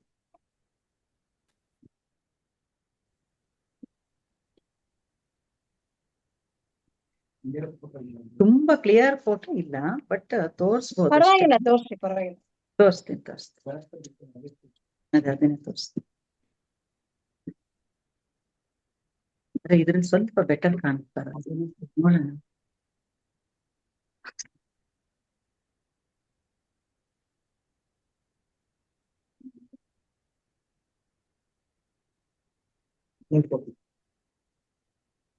ಇದ್ರಲ್ಲಿ ಪುಸ್ತಕದಲ್ಲಿ ಬರ್ದಿರೋದು ಈ ತರ ಇದಾರೆ ನೋಡಿ ಅವರು. ಈ ತರ ಇದಾರೆ ಅವ್ರು ಪುಸ್ತಕದಲ್ಲಿ ಹಿಂಭಾಗದಲ್ಲಿರೋದು. ಇದ್ರ ಒಳಗಡೆ ನೋಡಿ, ಇಲ್ಲಿ ಹೀಗೆ ಕಾಣಿಸ್ತಾರೆ ನೋಡಿ, ಅವ್ರು ಇವಾಗ ಇರೋದು ಹೀಗೆ. ನಾನ್ ನೋಡಿದ್ದೇನೆ ಫೋಟೋ. ಇವರು ಹೀಗಿದ್ದಾರೆ ಇವಾಗ. ನೀವ್ ನೋಡಿದೀರಾ ಮೇಡಮ್? ನಾನಂದ್ರೆ ಹೀಗೆ ನೋಡಿರೋದು, ನಾನಿಲ್ಲ ಅವ್ರ ಹತ್ರ ಹೋಗಿ ನೋಡಿಲ್ಲ. ನೋಡ್ಬೇಕು ಅಂತ ಅನ್ಸಿದೆ, ಗೊತ್ತಿಲ್ಲ ಯಾವಾಗ ಕರೆಸ್ತಾರ ಅವರು, ಹೋಗ್ಬೇಕು. ನೀವು ಅವ್ರು ಇದಾರೆ ಅಂದ್ರಲ್ಲ, ಅದಕ್ಕೆ ಒಂಥರ. ನಾನು ಇದ್ರಲ್ಲಿ ಯೂಟ್ಯೂಬ್ ನಲ್ಲಿ ಸರ್ಚ್ ಮಾಡಿದ್ ಮೇಡಮ್, ಅವ್ರ ಹೆಸರು ಕೂಡ ಇಲ್ಲ ಇದ್ರಲ್ಲಿ. ಮುಮ್ತಾಜ್ ಅಲಿ ಖಾನ್ ಅನ್ನೋದು ಕೂಡ ನಾನು ಅದ್ರಲ್ಲಿ ಸರ್ಚ್ ಮಾಡಿರೋದು. ಎಲ್ಲ ಕೂಡ ಅವ್ರು ಯಾವುದೊಂದನ್ನು ಹೇಳಿಲ್ಲ ಇದ್ರಲ್ಲಿ. ಅವರು ಬದಲಾವಣೆ ಆಗಿದ್ದು ಮಾತ್ರ ಹೇಳ್ಕೊಂಡು ಹೋಗಿದ್ದಾರೆ ಹೊರತು, ಅವರ ಹೆಸರು ಶ್ರೀ ಎಂ ಅಂತಷ್ಟೇ ಹೇಳ್ತಾರೆ ಅವರು. ಅವ್ರು ಹೇಳ್ತಾರೆ, ಮಧುಕರನಾಥ ಅಂತ ನಿನ್ನ ಹೆಸರು, ಇನ್ನು ಮೇಲೆ ನೀನು ಶ್ರೀ ಎಂ ಆಗಿ ನೀನು ಪ್ರಕಟಗೊಳ್ಳು ಅಂತ ಹೇಳ್ತಾರೆ ಅವರು ಗುರುಗಳು. ಅದ್ರ ನಂತರ ಅವ್ರು ಶ್ರೀ ಎಂ ಆಗಿಯೇ ಪ್ರಕಟಗೊಳ್ತಾರೆ. ಇವಾಗ್ಲೂ ಅವ್ರು ಹೇಳುದು ಶ್ರೀ ಎಂ ಅಂತಲೇ, ಅವ್ರೇನು ಹೆಸರಳ್ಳೋದಿಲ್ಲ. ಇವತ್ತು ಅವ್ರ ಧ್ವನಿ ಅಮಾವಾಸ್ಯೆ ಹುಣ್ಣಿಮೆಗಳಲ್ಲಿ ಮಾಡ್ತಾರೆ, ಧ್ವನಿ ಬೆಳಗಿಸ್ತಾರೆ. ಅದೆಲ್ಲ ಕೇಳಿರೋದೇ ಅಷ್ಟೇ, ನಾನು ನೋಡಿಲ್ಲ. ಸಾಕಷ್ಟು ಜ್ಞಾನಿಗಳು ಅಂದ್ರೆ ಈಗ ನೋಡ್ಲಿಕ್ಕೆ ಸಾಧ್ಯ ಇದಾರಲ್ಲ, ಆದ್ರಿಂದ ನಾವು ಹೇಳಿದ್ರೆ ಯಾರು ಹೋಗಿ ನೋಡ್ಬೋದು, ಸಾಧ್ಯ ಇತ್ತು. ಯಾಕೆಂದ್ರೆ ಮದನಪಲ್ಲಿ ಅಂತ ದೂರ ಇಲ್ಲ. ಸೊ ಯಾವಾಗ್ಲಾದ್ರೂ ಅವಕಾಶ ಸಿಕ್ಕಿದ್ರೆ ನೋಡ್ಬೋದಲ್ಲ ಅಂತ ಅಷ್ಟೇ. ಅದಕ್ಕೋಸ್ಕರವೇ ನಾನು ಈ ಪಾಠ ತಗೊಂಡಿದ್ದು. ಯಾಕಂದ್ರೆ ನಾವು ತುಂಬಾ ಜನ ಆತ್ಮಜ್ಞಾನಿಗಳ ವಿಷಯ ಕೇಳಿದೀವಿ, ಓದಿದೀವಿ ಅಲ್ವಾ, ಆದ್ರೆ ನಾವು ನೋಡಿಲ್ಲ ಅಲ್ವಾ. ಇದು ನೋಡುವಂತ ಅವಕಾಶ ಇರುವಾಗ ಯಾಕೆ ನೋಡ್ಬಾರ್ದು ಅದಕ್ಕೋಸ್ಕರನೇ ಈ ಸ್ವಾಧ್ಯಾಯ ಮಾಡಿದ್ ನಾನು. ಇದು ಓದಿ ನಂಗೆ ಬಹಳ ಖುಷಿ ಆಯ್ತು. ಎಲ್ರಿಗೂ ಹೇಳ್ಬೇಕು, ನೋಡೋರ್ ನೋಡ್ಲಿ ಅಟ್ಲೀಸ್ಟ್ ಅಂತ ಒಂದು ಉದ್ದೇಶಕ್ಕೆ ನಾನು ಈ ಪಾಠ ತಗೊಂಡೆ. ಇದು ಎಷ್ಟು ದಿನದ ಕಾರ್ಯಕ್ರಮ ಮೇಡಮ್ ನಿಮ್ದು ಇದು? 7 ದಿವಸ ಆಗುತ್ತೆ ಮೇಡಮ್. ಈಗ 5ನೇ ದಿನ. 5ನೇ ದಿವಸ ಇವತ್ತು. ಓಕೆ ಮೇಡಮ್, ಚೆನ್ನಾಗಿತ್ತು. Thank you madam. ಓದಿದ್ರೆ ಇನ್ನೂ ತುಂಬಾ ಇದ್ ಮಾಡ್ಕೊಂಡು ಹೇಳ್ಬೋದು. 7 ದಿವಸನೂ 8 ದಿವಸನೂ 10 ದಿವಸನೂ ಹೇಳ್ಬೋದು. ನಾನೆಲ್ಲ ಅದನ್ನ ಸ್ವಲ್ಪ ಕ್ರೋಢೀಕರಿಸ್ತೀನಿ. ಯಾಕಂದ್ರೆ ಎಲ್ಲರಿಗೂ ಎಲ್ಲವೂ ಬೇಕು ಅನ್ಸೋದಿಲ್ಲ, ಅದು ಇಷ್ಟ ಆಗದೇನೂ ಇರ್ಬೋದು, ತುಂಬಾ ಎಳ್ಕೊಂಡು ಹೋದ್ರೆ ಅಂತ ಅನಿಸ್ತು. ಹಾಗಾಗಿ ಎಲ್ಲ ಚೂರ್ ಆರಿಸಿ ಹೇಳಿದೀನಿ. ಎಲ್ರೂ ಪುಸ್ತಕ ಓದಿ ಅಂತ ನಾ ಹೇಳ್ತೀನಿ. ಯಾಕಂದ್ರೆ ಅಂತ ಒಳ್ಳೆ ಪುಸ್ತಕ, ಒಂದು ಗ್ರಂಥ ಅಂತಲೇ ಹೇಳ್ಬೇಕು. ಎಲ್ರೂ ಓದಿ, ಯಾಕಂದ್ರೆ ಪ್ರತಿಯೊಂದು ಪದ ಕೂಡ ನಮ್ಗೆ ತುಂಬಾ ಸಮೀಪ ಆಗತ್ತದು.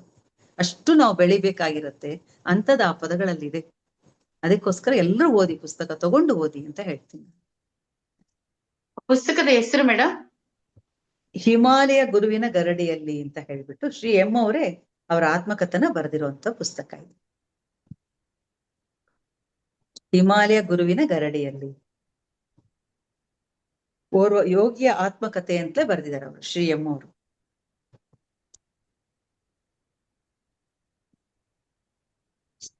ಮೇಡಮ್ ಪೂರ್ಣ ವಿಲಾಸ ಮದನಪಲ್ಲಿ, ಅಲ್ಲಿ ಏನು ಕೊಟ್ಟಿಲ್ಲಲ್ಲ ಮೇಡಮ್?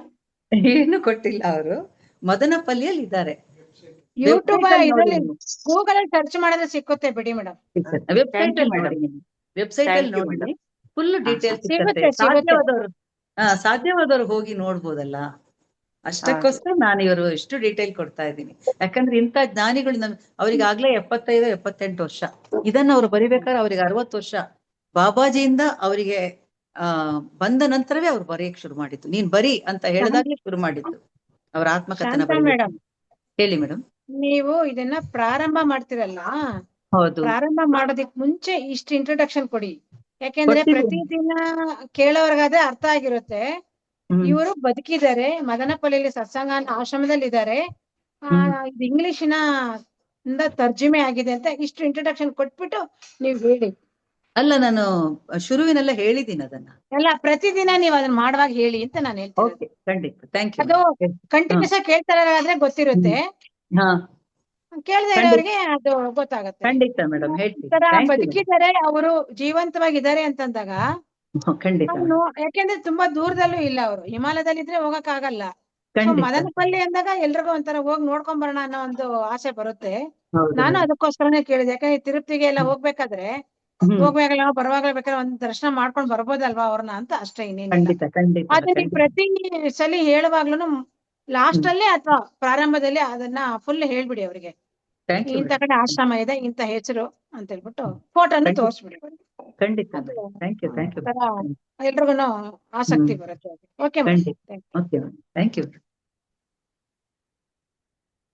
ಮಾಸ್ಟರ್ಸ್ ಇನ್ನೇದು ಹಂಚ್ಕೊಳ್ಳೋರಿದ್ದೀರಾ? ಟೈಮ್ ಆಗ್ತಾ ಬಂತು. ಯಾರು ಇಲ್ಲ ಅಂದ್ರೆ ಸೆಷನ್ ಕ್ಲೋಸ್ ಮಾಡ್ತೀವಿ.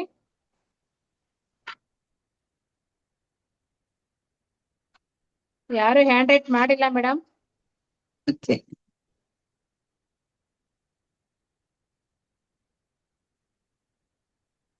ಎಷ್ಟೊಂದು ಜನ ಇದ್ದಾರೆ, ಯಾರು ಹ್ಯಾಂಡ್ ರೈಟ್ ಮಾಡಿಲ್ಲ.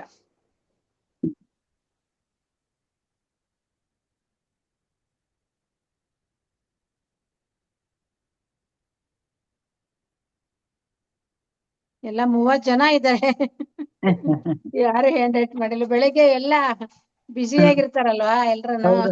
ಹೌದು. Okay madam, thank you. Thank you madam. Thank you. ಮತ್ತೊಮ್ಮೆ ನಿಮಗೆ ಪಿರಮಿಡ್ ಕಾಲ್ ಸರ್ವಿಸ್ ಕಡೆಯಿಂದ ಮತ್ತು ಅನಿತಾ ಮೇಡಮ್ ಕಡೆಯಿಂದ ಧನ್ಯವಾದಗಳನ್ನು ಸಲ್ಲಿಸುತ್ತಾ, ಎಲ್ಲ ಧ್ಯಾನಿಗಳ ಪರವಾಗಿ ಸಹ ಧನ್ಯವಾದಗಳನ್ನು ಸಲ್ಲಿಸುತ್ತೇನೆ ಮತ್ತು ನನ್ನ ವೈಯಕ್ತಿಕವಾಗಿ ಸಹ ನಿಮಗೆ ಧನ್ಯವಾದಗಳನ್ನು ಸಲ್ಲಿಸುತ್ತೇನೆ. Thank you madam. Thank you.